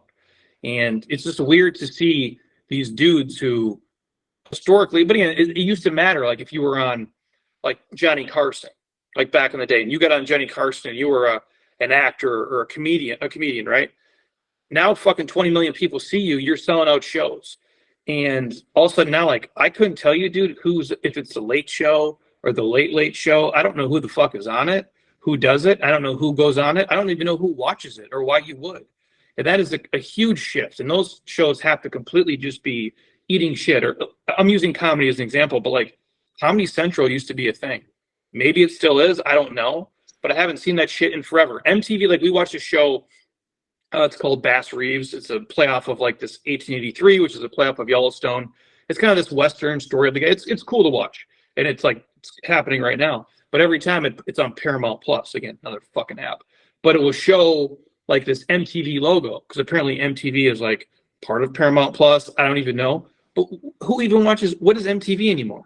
Like these things are all, it's dead basically. Like if I told a 10-year-old kid, hey, do you know what MTV is? No clue whatsoever. A lot of these things are just hanging on. And I think that's where with I don't know if it's with AI or with social or the internet or how it's all come together. Like a lot of the things that you know now, I don't think are around in 2 years. Yeah, man. You know, again, like it's all built on a house of cards. We know this, you know, like and people also are just not, I mean, we just passed Black Friday, Cyber Monday. Like most people in this country are now broke. And if they participated in Black Friday, Cyber Monday, they participated on credit. Oh, dude, there was like, they showed a video, or maybe it was a couple of them, like the Targets or the Walmarts, and nobody was there. Nobody. A year ago, wild shit. This year, there's nobody there at all. Yeah, I mean, so it's interesting because, again, like, we're here now in this, like, fractured existence where now everyone has a platform. And, again, like, there's 50 apps that you got to bounce between to find your favorite show. And it almost makes you, like, harken back to the good old times of the power brokers and gatekeepers. But then, again, it's like, well, let's not get too nostalgic about that because that also sucked. Because, again, like, to break in, you know, you just had to sleep with people. So it's like you just had to, like, you know, kiss enough ass. And it's great to be past that in some places. But you know, now it's just we have no idea who to trust. And people are also not willing to support good content anymore, which means some people are just going to say, fuck it. Like, there's going to come a point where you're going to say, fuck it, because you're going to just be like, I have all the money I need. I'm not here for the fame. I'm not here for the recognition or the praise. And frankly, people are not supporting the content as much as they should. So I'm going to go do something else. So that's also the danger of this too. Yeah, I think that you'll see that with the major streaming stuff for sure, because their revenue is not adding up to what they need to be. And the same thing with a lot of people in this, like these spaces, and not just fitness, but in general, like you got to support the people who are putting this stuff out like consistently, because it's their oxygen, it's their lifeline to continue to do it. And it takes a ton of effort and a ton of time. And if you're not seeing the return in your time, like, why would we continue to do this over and over and over? Because it is like, again, it's part of your job, but it is an exhausting journey for sure. And look, I get it. People got to make choices right now. Everyone right now is looking at making choices to figure out how they're going to get through another year of life and a really disruptive, crazy time to be alive, right? We got an election season coming up next year. Things are just looking, people don't have a lot of confidence. All right. And by the way, like, we're still overcoming a lot of the trauma of the COVID era. Like, so, you know, it's to be expected in a lot of ways, but like, because you have to make choices, and we say this as biased individuals because we are independent operators outside of traditional power brokers, again, like, you know, but if you're going to make a choice, you got to support the independent operators because, again, like, you want to support the monoliths like ESPN and these other organizations. No, because they don't give a fuck about you. They don't give a fuck about, you know, what's good content and bad content. They care about ratings. They care about ad revenue. Look, we run a business too, but I mean, think of how many things you and I have passed up over. Like, I had an opportunity to do a promotion with Muscle Tech on this pre-workout. And again, it would have been, it's in the thousands of dollars, and I could have used the money at the time. But I'm like, I can't go out here and promote a pre-workout that has almost 400 milligrams of caffeine in a serving. Like, I just can't, like, this is terrible. This is actually not good for you to get this amount of caffeine in your body. This is going to alter your heart rate, your breathing. Like, this is actually not good for your performance long-term. Now, it might get you up to do a workout, but it also might get you up to run through a fucking wall. This is like cocaine level of caffeine. Now, the monoliths, they don't give a shit. They're just trying to get their ad revenue. Again, they don't care about you. Now, you and I are potentially just as selfish in the sense of, like, you know, this is our business. We want to do things this way, but like, we have just a baseline level of integrity, I guess, unfortunately, that is going to make us have to pass up on easy money because we frankly just can't put bullshit out there. No, too much. And you're connected because the scale aren't as big. I don't know what, you know, ESG has to be, but it's like you're millions and millions of people. And we know the people who are in all of our stuff, like, you know, kind of, if you will, or your top, you know, clients and customer people, and you just shit, and you're putting out stuff, and you know it's not by, you know, pharmaceutical company or a company, or you name it, like, slave to these things where a lot of these other people, they are, and they have to do and say certain things to meet quarterly goals and stock numbers and budgets and shit, and like the mom and pops don't. And I say this a lot, like, you have to support those places, especially like where you live, like the people who cut your hair, where you guys get coffee, where you get your car repaired. Like, if you can do it like small business style local, I think you're better off, because if you don't, a lot of these places won't exist. They just keep getting swallowed up over and over and over. It's like, I joke here, like, I could never do this again. Like where I'm sitting right now in this building that we bought, I couldn't buy this again today. Like, the numbers have changed so much. Like, it just wouldn't make financial sense to have to die to like create a community and environment here for people to be in, and to go back and like redo all the content and film all the things. Like, I don't, it just, without full support and people like just pouring into it over and over and over again, it's just like, you have to support the people who really give a shit and really try, and they are out there. But a lot of times we ask for discounts, and like, you know, we want to cut corners with those guys. I'm like, if you're going to do it, you do it with Verizon, you do it with Nike, you do it with Apple. You don't do it with like the mom and pop places. And a lot of times we get confused and we just pour into these giant companies, and then eventually all the stuff that you used to love, like, just doesn't exist anymore.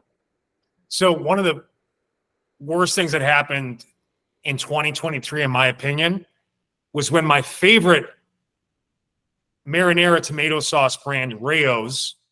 By the way, this is the best. It's the best marinara sauce in the game, period. Like, now it's $8 to $12, depending on what type of flavor you get or where you get it from. But like, it has olive oil. It's extra virgin olive oil in it. Like, it's not tomato. It's not marinara sauce. Like, it's like hummus. You see hummus. I go, you know, where my father's from. Like, this is Like it's not hummus unless it has olive oil. It can't have canola oil in it.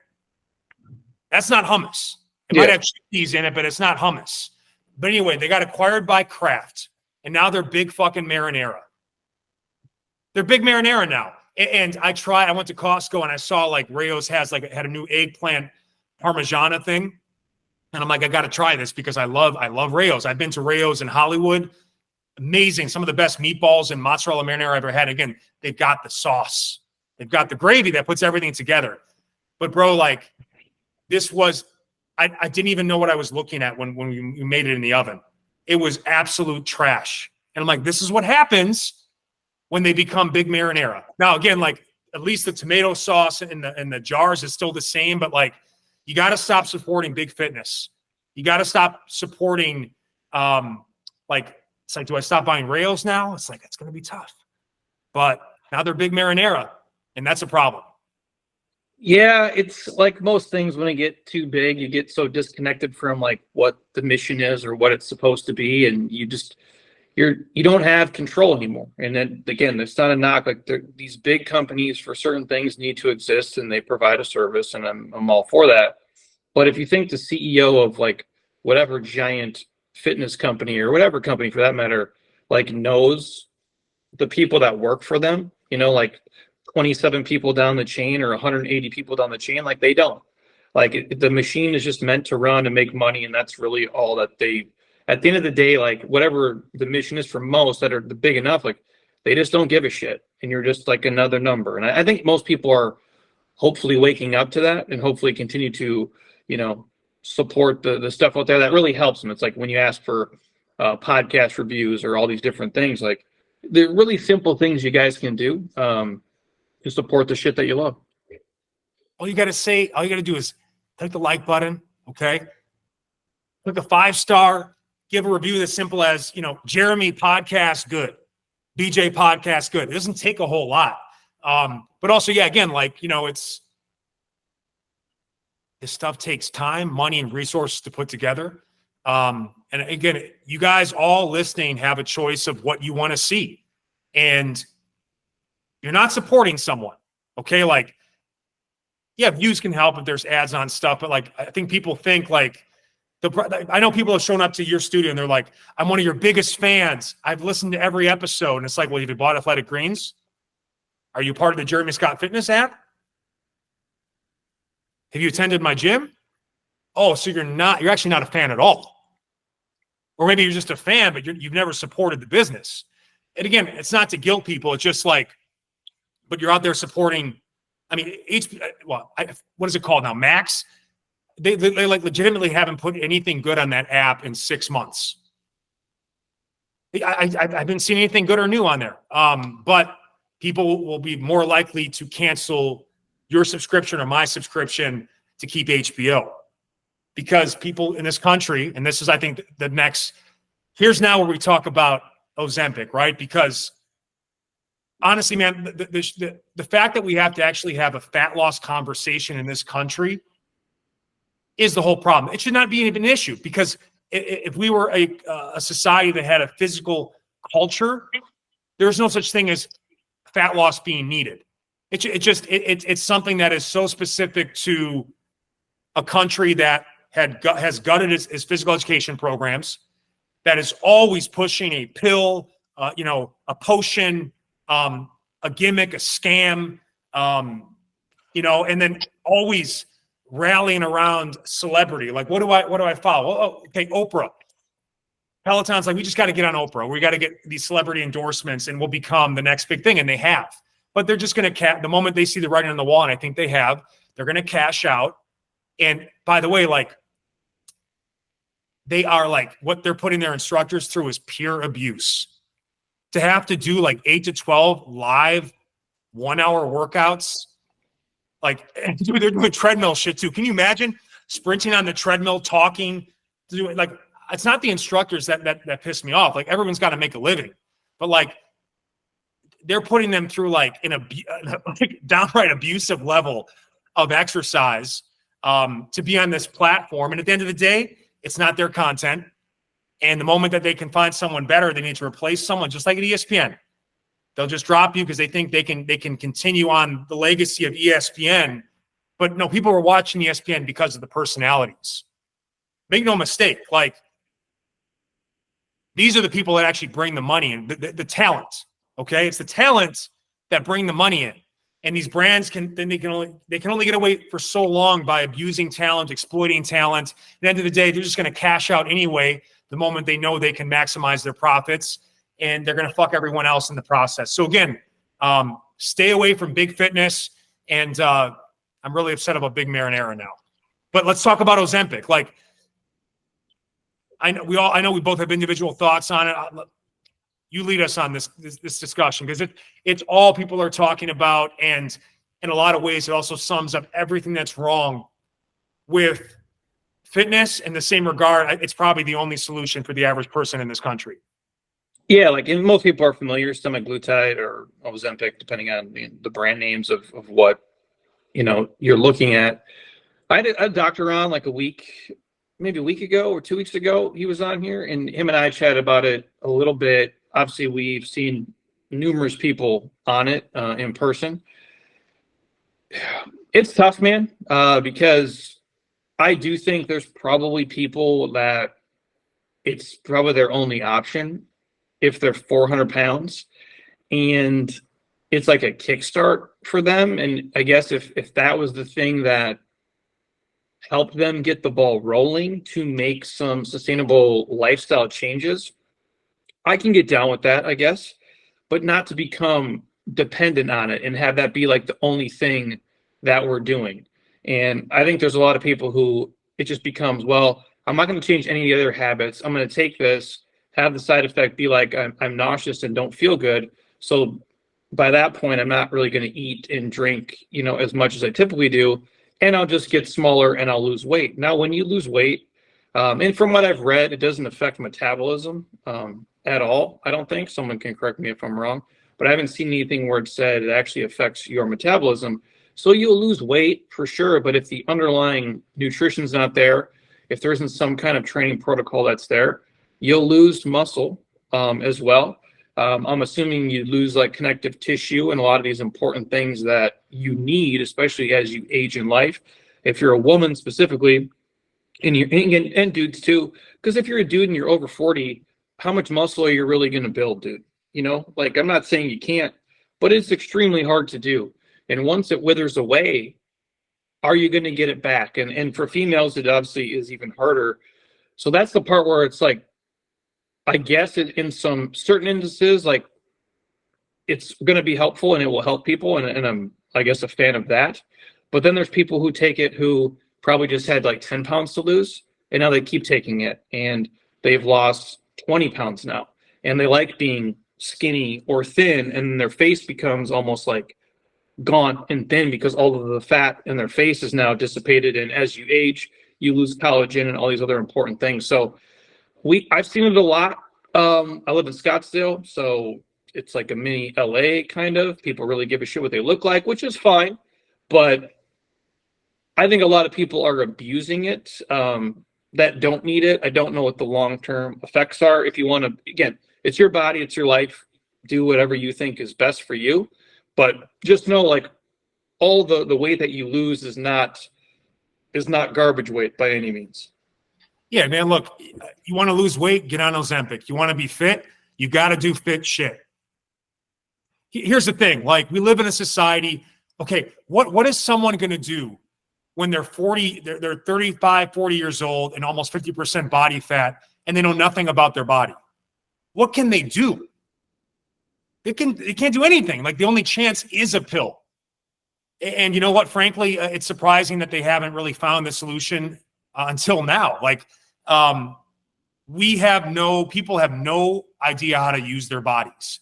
And people, like, exercise really shouldn't be necessary. We both watched the Blue Zones thing on Netflix, and the societies that live the longest, it's movement. It's not exercise. Movement is just baked into their day. They do shit with their hands. They're constantly walking to places. They're getting down on the ground gardening, so they don't have to worry about their squat mobility. Or they actually sit on the floor and the mobility is just built in. Like it's all baked into what they do. And again, like a lot of people listening, they have goals bigger than just health.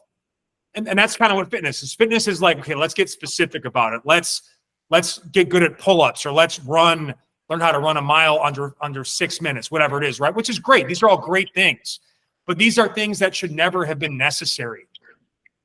Like if you grow up learning about your body, you want to do these things so they make you feel good, and it's something that you know how to do. So, and again, it's not just weight loss, right? I mean, I'm blown away, man, personally, by like how many Hims commercials I get hit with. Like the other day, when I turned 41, someone messaged me and said, "What's it like to be 41?" And I said, "My dick has never been harder." I thought I was going to be 41 because just like there would be a problem for me. But honestly, it couldn't be further from the truth. Sometimes I cannot believe I have this level of sex drive at this age. And I think a lot of it is I have polygamous DNA. My grandpa had 4 wives. Okay. So that's part of the issue too. But a lot of it is like, I know this. I had actually trouble with this when I was younger because I was so stressed out. I was starving myself. I was over-exercising. And now, because I've got wisdom and intelligence about it, I'm not saying, by the way, that some people don't need a pill for their erectile dysfunction. But we live in an age right now, no one wants to fucking take personal accountability. You want to just keep taking pills? Like, so you're going to take a pill for ED. You're going to take a pill for weight loss. You're going to take a pill to deal with your inability to focus. Okay, like, pick one, but then you got to like do some actual hard work on some of the others. Unless you want to be someone that takes pills for all of your fucking problems. And that's where we are right now. Microwave society. So you're telling me, like, it blows my fucking mind that, I mean, I want you to speak to this as well. Because again, it's not just Ozempic. It's just like, what is happening? Like, you got to figure out, like, you got to ask yourself, what do you want to be? And again, there are some people, I believe Ozempic is probably the only option because things have they've just gotten too far. Like, once you get to a level, like, again, we're not doctors. I don't want to speak about it medically, okay? But this Ozempic's whole thing is supposed to help with glucose metabolism, all right? Blood sugar management, which is a big reason people get so fat and get diabetic and get metabolic syndrome. It also completely takes away your appetite.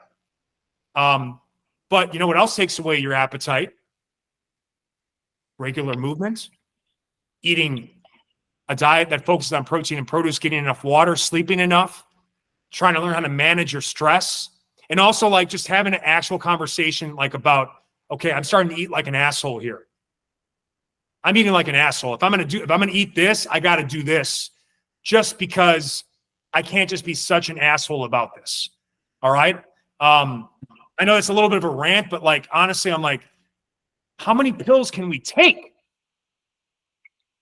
Well, you got to be your own health advocate too with all these things. And you have to kind of look into, what's best for you and what things can you control and what things are out of your control. And I think a lot of times people just accept, hey, this is just how I am and this is how it's going to be. And there's no fight to try to change it on a behavioral level and just daily practice of things. And to your point, like, fitness is a luxury that a lot of people don't have. And like in a lot of countries, it doesn't exist. Obviously in America, it does. It's a major business, but that's recent. Like, we didn't have this many gyms and offerings and apps and education 40 years ago, yet we're way unhealthier now were years ago. Now there's on there, the top 1% are here for sure. Everything else, like, man, like, we a cliff. And so it can't be just to take this and it will fix everything. It doesn't. You might take Ozempic or something to lose weight, but it doesn't fix your endurance, it fix your mobility, fix your strength, fix the other 8 problems that have come down the road. You might not be quote unquote like overweight, but there's a million types. I mean, not a million. There's multiple types of fat you can have on the body. Some are better than others, but it doesn't improve overall heart health and the things that actually have to be functional and move.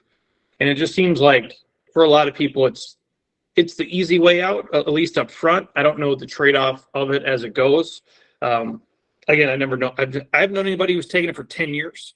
But I wouldn't want, again, if the side effect was, hey, it's going to make you feel nauseous every day, it's not something I would like to do. I guess I would rather just walk around and move. And to your point, that's, if you do watch Blue Zones or anything similar to that, it's overall movement. And I understand how hard it is when people get busy with jobs and kids and travel. It's a commitment for sure. Because today we worked out. I have work shit to do. It's like, what time is it here? Like 1 o'clock.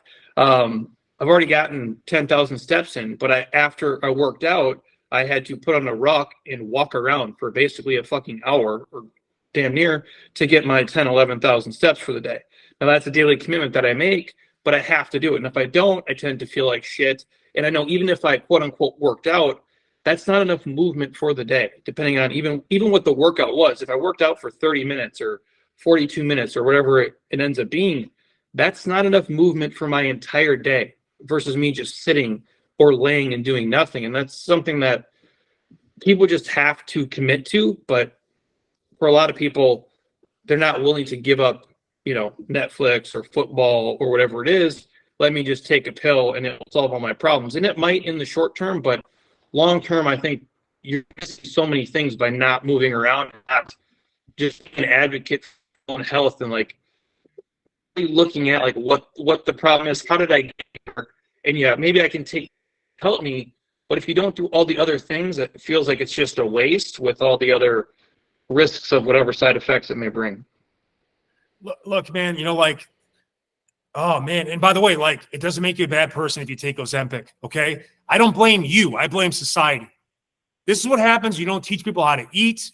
You don't teach people how to move, and you create a dogma around exercise that it has to be miserable and painful. And you got to be sore. You got to be screaming. Like, we've done this to ourselves. Okay. And we had no leadership in this space. And we've given people always a pill or a quick fix to solve these systemic problems that, unfortunately, for some people, it's just they're too far gone. It's really tough to learn how to use your body when you're over 35, especially when you're over 100 pounds overweight. And especially when we make the best foods so expensive that even rich people can't buy some of them now. Like, the upper middle class has been like pushed away from it. Like, you know what I'm saying? Like, we've done this to ourselves. So society has fucked us, and they're not going to be there for us. You've got to take control of your life. And by the way, what's so crazy about this too, and this is like part of why sometimes I'm like, like, we give people workouts, right? And in traditional sense, like, it's 10 minutes, it's 20 minutes, it's a program. I think it serves its purpose and it's great. But like, and you and I still do workouts during the week, but if we're being honest about it, a lot of what we're doing is mainly scattered movement throughout the day. You call it microdosing. I call it EHO, every hour on the hour. Okay. Pablo calls it grease the groove. We're just doing movement throughout the day. We do a daily walk. And then if we have the time, we maybe do like 20 minutes of something. It could be 20 minutes of step-ups. It could be a body weight circuit. And that's a bonus. But people are so stuck in the traditional way to get fit. Now, here's another example. I've talked so much about the bar that it's there. And I had recently Jason C. Brown, kettlebell expert, a former Marine, on the podcast. He went into the Marines and he was like 250 because he thought he had to get like super strong. And it was the exact opposite. But he only could do like a couple pull-ups. But part of when he got to the Marines, to use the bathroom, you actually have to do a set of pull-ups coming and going to the bathroom. So like, you use the bathroom 10 times a day, you're doing 10 sets. Yeah. And he ended up leaving the Marines $170. He could do 24 pull-ups. There was no pull-up workouts. Okay. Here's another example. Like maybe like a year ago or so, I lifted my leg and it sounded like Rice Krispies. I'm like, oh, that's early stage arthritis from a guy that abused his body doing heavy back squats and deadlifts and never really prioritized mobility, stability, or balance because I just wanted to be as big and strong as possible to prove myself to other people. Does this sound familiar? Okay. And what I did is I took my dog gate. And by the way, people piss me off. They're like, I don't have a dog. Well, use a baby gate. Okay. Figure it out. But I put the gate, and let me flip the screen quick so you can see it, YouTube. All right. Now, you'll see that, and most people will say, okay, that's just stupid. What's that for? Yeah, it keeps the dog out so when I don't trip on my dog when I'm cooking in the kitchen. But every time, thou shall not pass. In order to pass through the kitchen in my house, you got to lift a leg. Okay, now, we go to the kitchen a lot to get water. You know, you and I both don't eat a lot of meals, but I have a midday shake. I have dinner. I do dishes. So the number of times that I go through that kitchen, like it's a lot. Like it's at least 10 to 20 times a day I'm lifting my leg to get out of there. And what it's done for my hips, man, like that clicking, cracking, snapping, that's going away. That's almost gone. And I'm also improving my gait because what is it? It's single leg balance, moving your hips in all planes of motion. It's entry level into hurdling. Okay, to hurdle is maybe one of the most impressive things you could absolutely ask of your body. Now, but you can't go from like not even putting in 5,000 steps a day to hurdling. But a simple thing we can do during the day. You put a gate, you lift your leg, and then you lift the other leg when you come back, and you do it as slow as possible, and you build mobility, stability, balance, and strength. And by the way, that's actually the best. The best way to stretch your hips isn't to like necessarily get down. I like static stretching. It's great. But active stretching is what actually truly gets you the result because it's more neurological. You're actually building strength and the mobility on top of it. But I'll share that tip and people will laugh because they think, okay, really, what are you actually doing? No, you don't understand. I get the reps in. I've set up a lifestyle where I can just fuck around and get a triple double. That's fitness. Now, we'll keep sharing the workouts and we'll keep doing workouts when we can. But what I'm saying is like the fit people that I know that are actually like, they're not just fit for their age or, fit compared to society, but like it's literally part of their DNA right now. It's more about movement and a daily walk than it is actually about training. But I'll let you step in. Again, I'm getting really fired up today, man. I might be still feeling the energy from the in-season tournament victory. Yeah, I mean, my hope is that I can continue to make stuff in the future that looks more like that for people in terms of programming. But again, maybe AI comes and says, no, we're not going to do that. And they'll figure it out and just weed me out before that. But I do think that's what most people need. It's harder to sell that for sure. Because people still, the ones who aren't into fitness don't give a shit anyway. They're the people who actually do need to start there. The people who are diehard fitness people tend not to value that stuff as much, at least what I've seen from the general public, because it's not beating the shit out of themselves. You're not gamifying it enough. It isn't sexy to sell that, but it's what most people need to do every single day. And again, I don't know how old everybody is, but there comes a point where you just can't beat the shit out of yourself every single day. Your body doesn't come back. Your joints are your joints. The same knees you had when you were 10, the same knees you have when you're 50, dude. And there's a lot of miles on them. And you pay a price to be in a certain kind of shape. And what I mean by that is not just the damage to your body, because it's part of it. But you have to do enough stuff around the workouts before and after. And most people aren't willing to do all the pre and post work and the tissue work and the things to take care of your body to allow it to be able to bench press and to squat and to lunge. And there's days like today where we do a workout here and I get to design them all for these guys in person, but there was a lot of lunges today for sure. But by design, I'm like, well, I can do a lot of lunges today, like I know, and it's all body weight and it's a good distance. It probably was, I don't know, 400 or 500 yards of walking lunges when it was all said and done in increments, which is a lot. But I'm used to that volume and I can handle it. And we're doing some other basic things, but I can't come in here tomorrow then and do heavy ass split squats or like deadlift. It'll bury me, and a lot of people probably don't want to hear that, but that's the reality. But I also do mobility an hour every single day, like whether it's all in one gap or multiple gaps, typically kind of mixed in. So I'll do a longer part and then do little parts around it. And even my workouts, like sometimes, yeah, I can go relatively hard compared to what I did when I was 25. No, because I'm not trying to die and I don't want to feel like shit. And there's some days where it's just, I'll do something as simple as, let's just set the clock and just kind of see what happens. Now hey, if it's an upper body focused day or a lower body focused day or whatever it may be, there's a blueprint in mind, but there's a lot of discovery there and just flowing through it. And one of the biggest things I do walk every day. That's something that I've just committed to, like, and typically and not always, like my ruck stuff ranges from 20 pounds to 60, 70 pounds if it was like a shorter distance and I'm doing something crazy. But for the most part, yeah, it's not crazy heavy, but I'll just put it on and I'll just walk. And sometimes I carry it in my hand or I'll bear hug it or whatever the fuck. But a lot of times it's like I'll do mobility, I'll set the clock, and then I'll go outside and I pull a sled, do some farmer's carries, throw some push-ups in at a decent pace. I'm not trying to die. I'm not trying to kill myself. And again, it's all low impact. It's easy enough to do. And that's a majority of the stuff that I'm building in. And I put some of those on Instagram and people like them, I guess, for the most part, but it's not as sexy as what people are looking for. But if I gave anybody a prescription, it'd be like, if you can just walk every day, dude.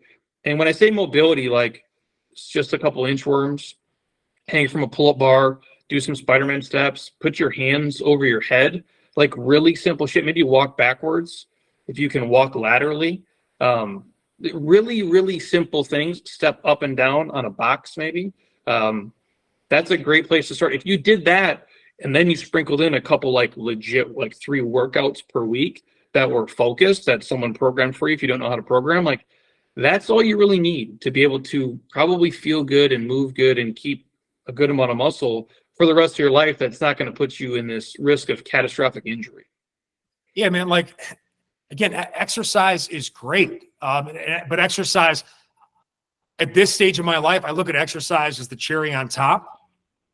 When I can do it in the traditional sense, I do it. But again, what people are overlooking is just the importance of establishing a movement baseline. And I think a big problem with that is people are conditioned to think of it in terms of just steps or calories burnt. I think a stepometer or whatever the fuck it's called, an odometer or whatever the fuck, I think it serves a purpose for sure. But also, I mean, just so you know, if you walk at a normal pace for 20 minutes, that's a mile, and a mile is about 3,000 steps. So again, it's like counting portions over calories. Just focus on putting in the time, getting in the reps. You'll automatically get the steps.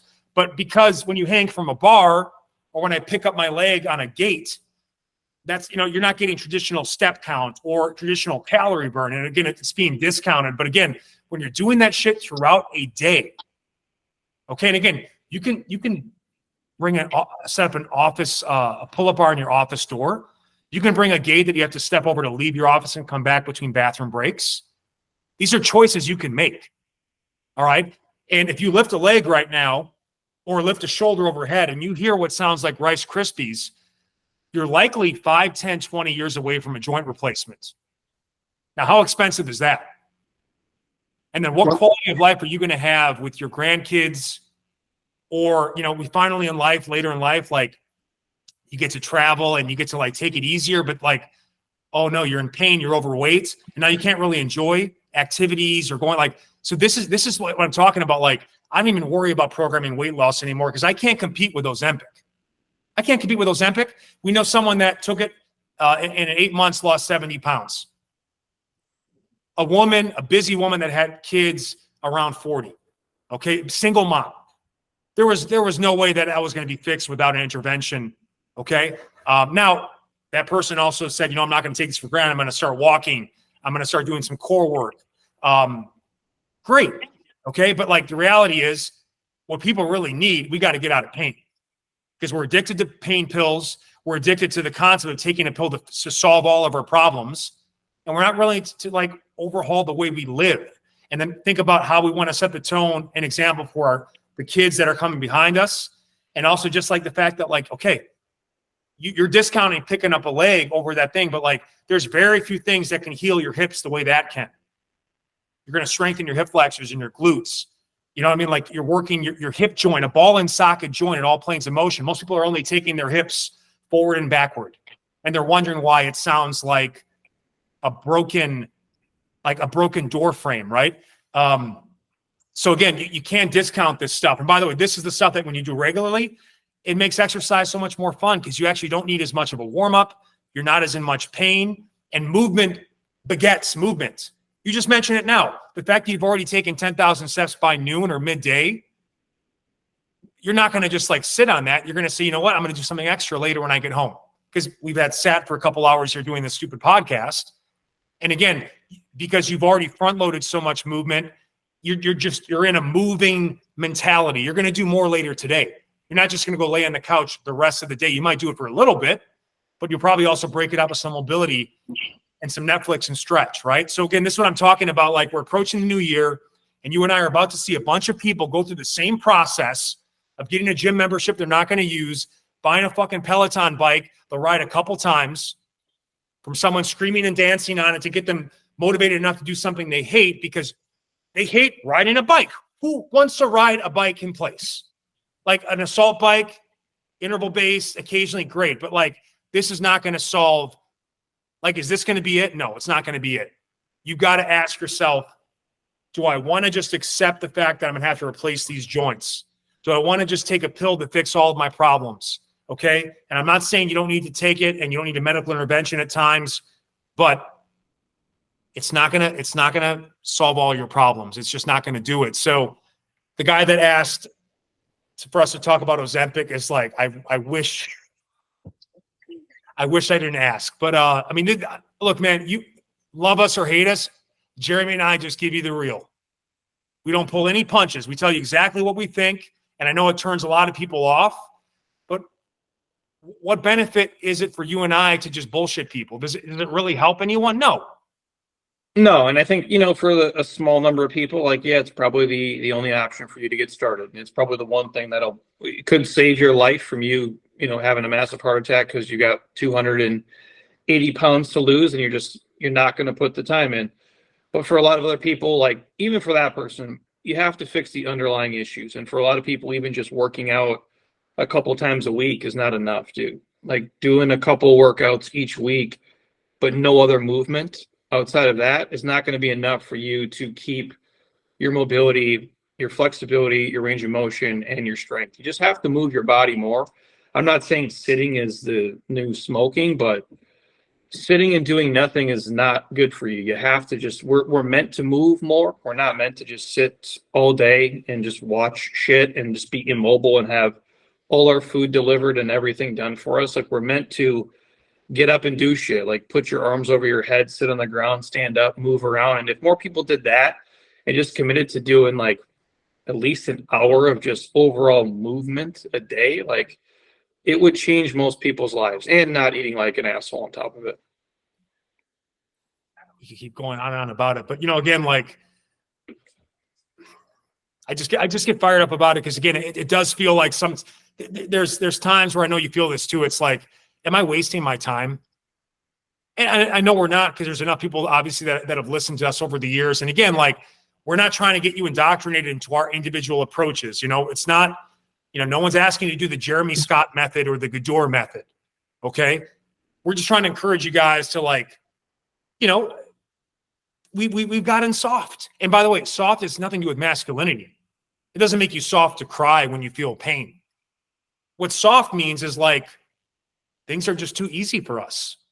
We have to create some forms of hardening, conditioning, or obstacles for ourselves if we want to maintain what our ancestors had, right? People that like really did all the stuff that we're benefiting today from the hard work that was done from generations before, where people didn't know where a meal was coming from. We're like, no one's delivering food to these people, okay, in an instant. You got to go out and you got to get shit the classic traditional way. So that's also what I think fitness can be. It's like, it's a way to give yourself a little hardening, and that's good too. We need that. But it doesn't have to be so hard. It can also be a collection of a bunch of easy things done so frequently that, like we talk about, you just fuck around and you get a triple double. If you hang from a bar regularly, you've got a real shot at spinal health and shoulder mobility. You lift a leg every time you cross the kitchen or a gate. We talked about how important walking is. Lifting a leg, so the gate, G-A-T-E, is G-A-I-T, gait training. This is literally going to fix your walking mechanics. So that when you go on a walk, your pelvis isn't out of alignment. You're not going to get low back pain or stiffness. So again, these are the things that really make an impact. We could go on and on. Let's kind of finish this off with, I guess, closing thoughts for 2023 and kind of what you're hoping for in 2024. I don't know. I don't know where any of it goes, man. I really don't. I would tell everybody just, be healthy in everything you do, and not just like your physical body, but your mental health too.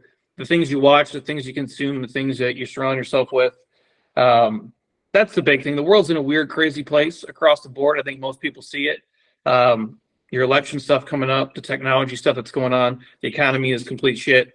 You can't control any of those things, but you can control how you eat. You can control, how you move around, and then the people that you surround yourself with in your life. That's just my message, just to everybody in general. For us, same old shit, man. Just kind of finishing off the year. Got some stuff coming on the pipe. Our 47-day transformation kicks off in January. We'll pump it like crazy. It's a program where we walk you guys through everything from head to toe. It's really a behavioral program to make the changes you really have to make, whether you take Ozempic or whatever the fuck you do on top of it. It doesn't matter. But it's the behavior things, and hopefully it's enough motivation to get people to finish not just 47 days, but go beyond that and have a program that you can build on and a set of skills you can build on. Because at the end of the day, that's what this is. It's just we've acquired all these little skills over time and built them into a lifestyle. And that's the people I see be most successful, where they don't dread every single day. You might not love every single day of your training or what you're doing, but you just understand it's a necessary evil to look, to move, and feel the way you want to feel. You have to put in the work, and you have to pay a little bit of a price up front to reap the rewards on the back end. Yeah, and again, you spent a full year developing that program. You've ran so many people through it. There's nothing wrong with the Gateway program. I keep going back to gate. So the gate example, and it's BJ, will you shut up about the fucking dog gate? But again, this is what I'm saying. So my wife initially is this is stupid. She's been doing it for the last week, and she's been blown away by the workout she's been getting for her glutes. Because to pick up a leg slowly over a gate and keep doing that repeatedly, you end up getting an amazing glute workout. Now you can go to a gym and get in a hip thruster machine and do your 10 to 20 sets. That's great. But you can also just at home lift a leg. And if anything, that can help the stuff you do in the gym too. So, again, I guess what I would say to people is stop. So Gateway, in the sense that movement begets movement. Why would you want to go out and walk when you're in pain and your hips are hurting and they're stiff? But throughout the day, you're working on your hip mobility by picking up a leg or sitting at your desk with a pillow on the floor in a split kneeling position, so you're actually stretching your hip flexors, right? These are the things that you can do. Right now, I've been sitting on a 50-pound medicine ball, and I can actually I've been gyrating my hips. I've been moving in and out. Sorry about a little bit of moose knuckle right there, but I guess it's free on YouTube. Got to pay an OnlyFans. But this is what I'm really trying to get through to you guys. Come on, man. And the other thing I'll say too is, so that program for people, that 47-day that you use time and time again with great results, that can literally unlock for people the rest of their physical lives. Because again, the confidence you build and the winning habits that program's going to give people. So I'm all about gateways. And again, the gateway can be the 47-day. The gateway can be anytime you pass the bar, you hang on it. It could be 10 seconds. But we also know one of the biggest predictors of longevity is grip strength. There's really two big ones. It's grip and being able to get up off the ground are the biggest predictors of whether you have a quality of life late in life. But people are going to keep discounting that. I guess I'll close out with this, man. You mentioned earlier too, you guys, if you have questions, ask me, because BJ, you can't interact with BJ anymore. You turn off comments. And I've gotten to the point, man, if you want to insult me, you got to pay me money first. So if you want to subscribe to the Daily BJ, get a free 7-day trial. I'll give you the first shot. You can say whatever you want to me. I'll block you later. But that's the only way I'm going to allow any more negativity in my life. I've spent the last 20 plus years. I've made mistakes, but everything I share, man, like if you use it and you listen to it, it can help make you a better man in and out of the gym today. That's all I've tried to do. And I've made some mistakes along the way. And part of the reason I've turned off comments too, Jeremy, is because it's not just the negativity that throws you off, right? Because people don't realize when you drop, you go and you drop. And I share this on a recent episode. So I look back, I was looking for an image for Speed Shred because I was sharing something related to that. And it came upon the trailer for it that Men's Health released when it came out. And it took me back 11 years ago. Like this was for me a big achievement of my life. And I look at this and some of the comments I saw, man, I wanted to literally crawl into a hole and die. This is one of the quotes, and I'll put it up on the screen. I literally hate this guy. And I was just trying, look, I come from nothing, man. My father came from fucking a slum in North Africa. And I just wanted to make a life for myself and my family. And I wanted to impact people and share the power of fitness with people that it did for my life. And that's what I'm getting hit with on the day I'm releasing this project. And again, there were some positive comments too. But again, like when you go and you drop that type of negativity on someone, you got to start thinking about what that does. It's not just that person. That person goes home and they take that to their spouse, their kids. They take it to their place of worship, their church, their mosque, their temple. They go into their community centers and they bring that negativity with them. What do you want to be a part of in this life? Do you want to be someone that is a cancer that takes the worst of you and just proliferates it online without any consequence? Or do you want to be someone that, look, we all think it. I see some shit like, but I table it. I keep it to myself because there's no benefit in me saying something negative about someone who's just trying to do the best they can. Now, we talk some shit about Kevin Hart today about that thing, but to me, that's an exception to the rule. It's like at some point, like you've had enough success. Well, yeah, but for him, it's like, it's like everything you do isn't gold. The dude's crushed it. He's amazing. He's awesome. I go, that's just not his, that one show was just not his thing, but I think he can take it too. Nobody asked for it, right? But ultimately too, it's like, and I share that too, because most people will never even take the chance of doing something, one thing great, right? Like putting yourself on the line to make a Men's Health DVD. Obviously, you got to get the opportunity, but to go and actually do it. Like I was in day one, bro, and my knees were already completely swollen. I had 4 days left. I don't know. I just had to figure out how I was going to get through it. And I was in tears by the end of it. But then it's finally released, and then that's what you get hit with. The typical person would have quit, and they would not have made another thing again in their life out of fear of criticism. And you're saying, well, but you've eliminated comments. Well, I've done that because I don't need the negativity to just like, there's some things that I've wanted to share, like motivational stuff or wisdom stuff. I've been afraid to post because someone's going to say, fuck you, you don't know what you're talking about. Stick to fitness. I'm not afraid to admit that affects me. That can ruin my fucking day.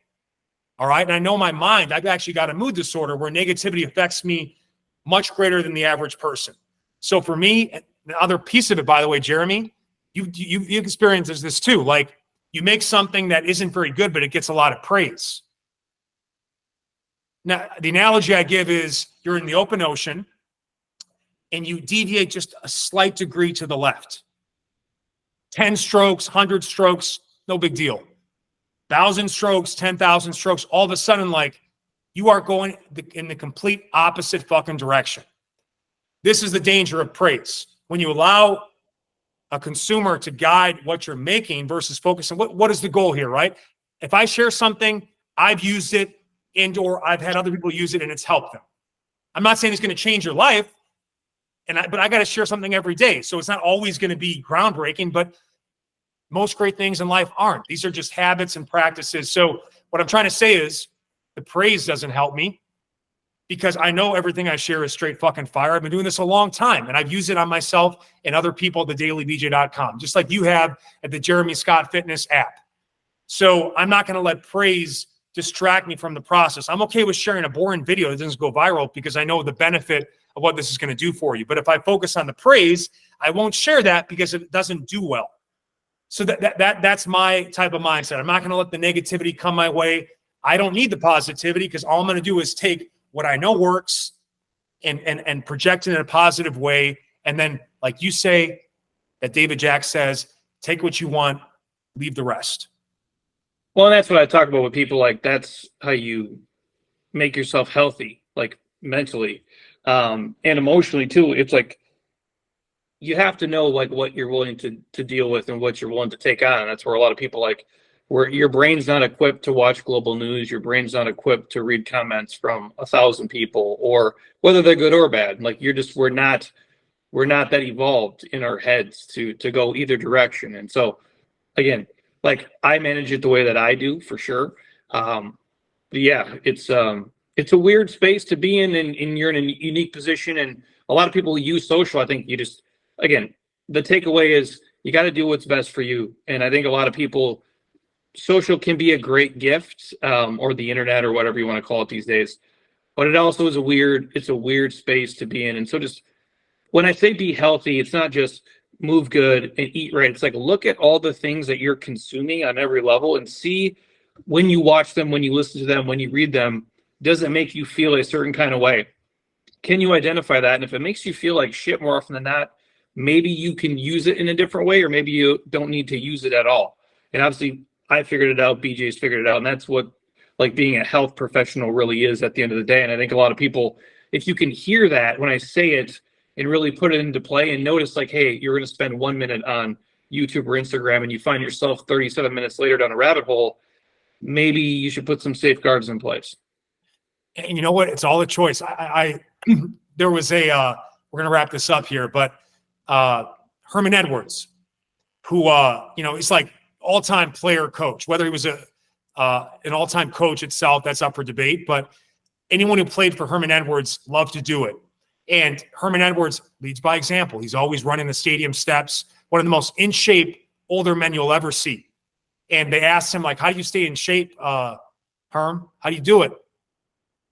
He leans in, he goes, it's a choice. It's a choice. If you're listening, whatever you're trying to do next year, it's a choice. And above all else, choose to project positivity. We need it. We need it. You got to lead by example, and you got to set the tone and just be positive. I'm not saying you have to be toxically positive, right? Like, it's okay to have a bad day, be in a bad mood, but like, keep that to yourself. Don't bring that to other people. People are already dealing with enough of that bullshit. Everywhere you look, we see bad news. Okay? Choose to project positivity, and also, above else, just choose to move. Choose to move next year. Keep it that simple, all right? Do the 47-day as a gateway. Do the 47 days as a gateway. Get some athletic greens. Yeah, he benefits from it, okay? And he, like, unlike me, he'll actually send you a sample, all right? But if you go through both of our links, you get 5 free travel packs and a 1-year supply of vitamin D, okay? Because always be selling. This is a business. It's not very popular belief, Jeremy. It's a business. So we gave you 3 hours of our time on a Sunday. I know that doesn't mean a lot to everyone, but a simple like, share, and subscribe, that'd be nice.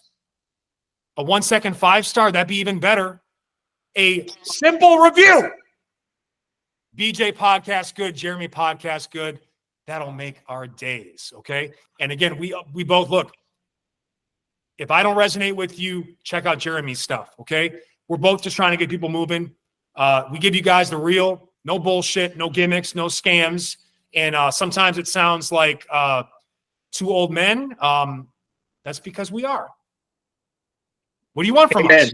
Yeah, hopefully you guys, we appreciate you guys, and hopefully you got something out of this. So two dudes talking shit for 3 hours here. I think the best way to close this out is with a good old fuck Peloton. Yeah, man, don't buy a Peloton. Like, buy BJ's shit, buy my shit. Support your local gyms before you just buy an overpriced bike that you're not going to use. Big Fitness, they literally sit atop their when I think of Big Fitness, I think of like a giant Peloton bike the size of like a mountain. and they're just up there, they're sitting on top, they're just laughing at the plebeians down below. They're just laughing. All these people are going to spend several $1,000s on a bike they're never going to use again, and they're going to cash out and get all their profits. These are the people we're fighting against. They have no interest in teaching you how to use your body. They have no interest in empowering you. And it's all just a house of cards anyway. So hope you guys enjoyed this. Project positivity, move. I guess one of the things I say too, like, stop talking about it. Stop listening to it. Just do fit shit in 2024. And it's a lot more simple than it needs to be. Hang from a bar, go for a daily walk, lift a fucking leg when you come into the kitchen. You'd be blown away with what can happen for your mind, body, and soul. All right. Love you guys. Jeremy, you want to sign us off? Appreciate you guys. And as always, eat well, train hard, be nice to people, and please, you guys, keep doing shit you love with people you enjoy, because your life is too short not to. Talk to you soon. Peace.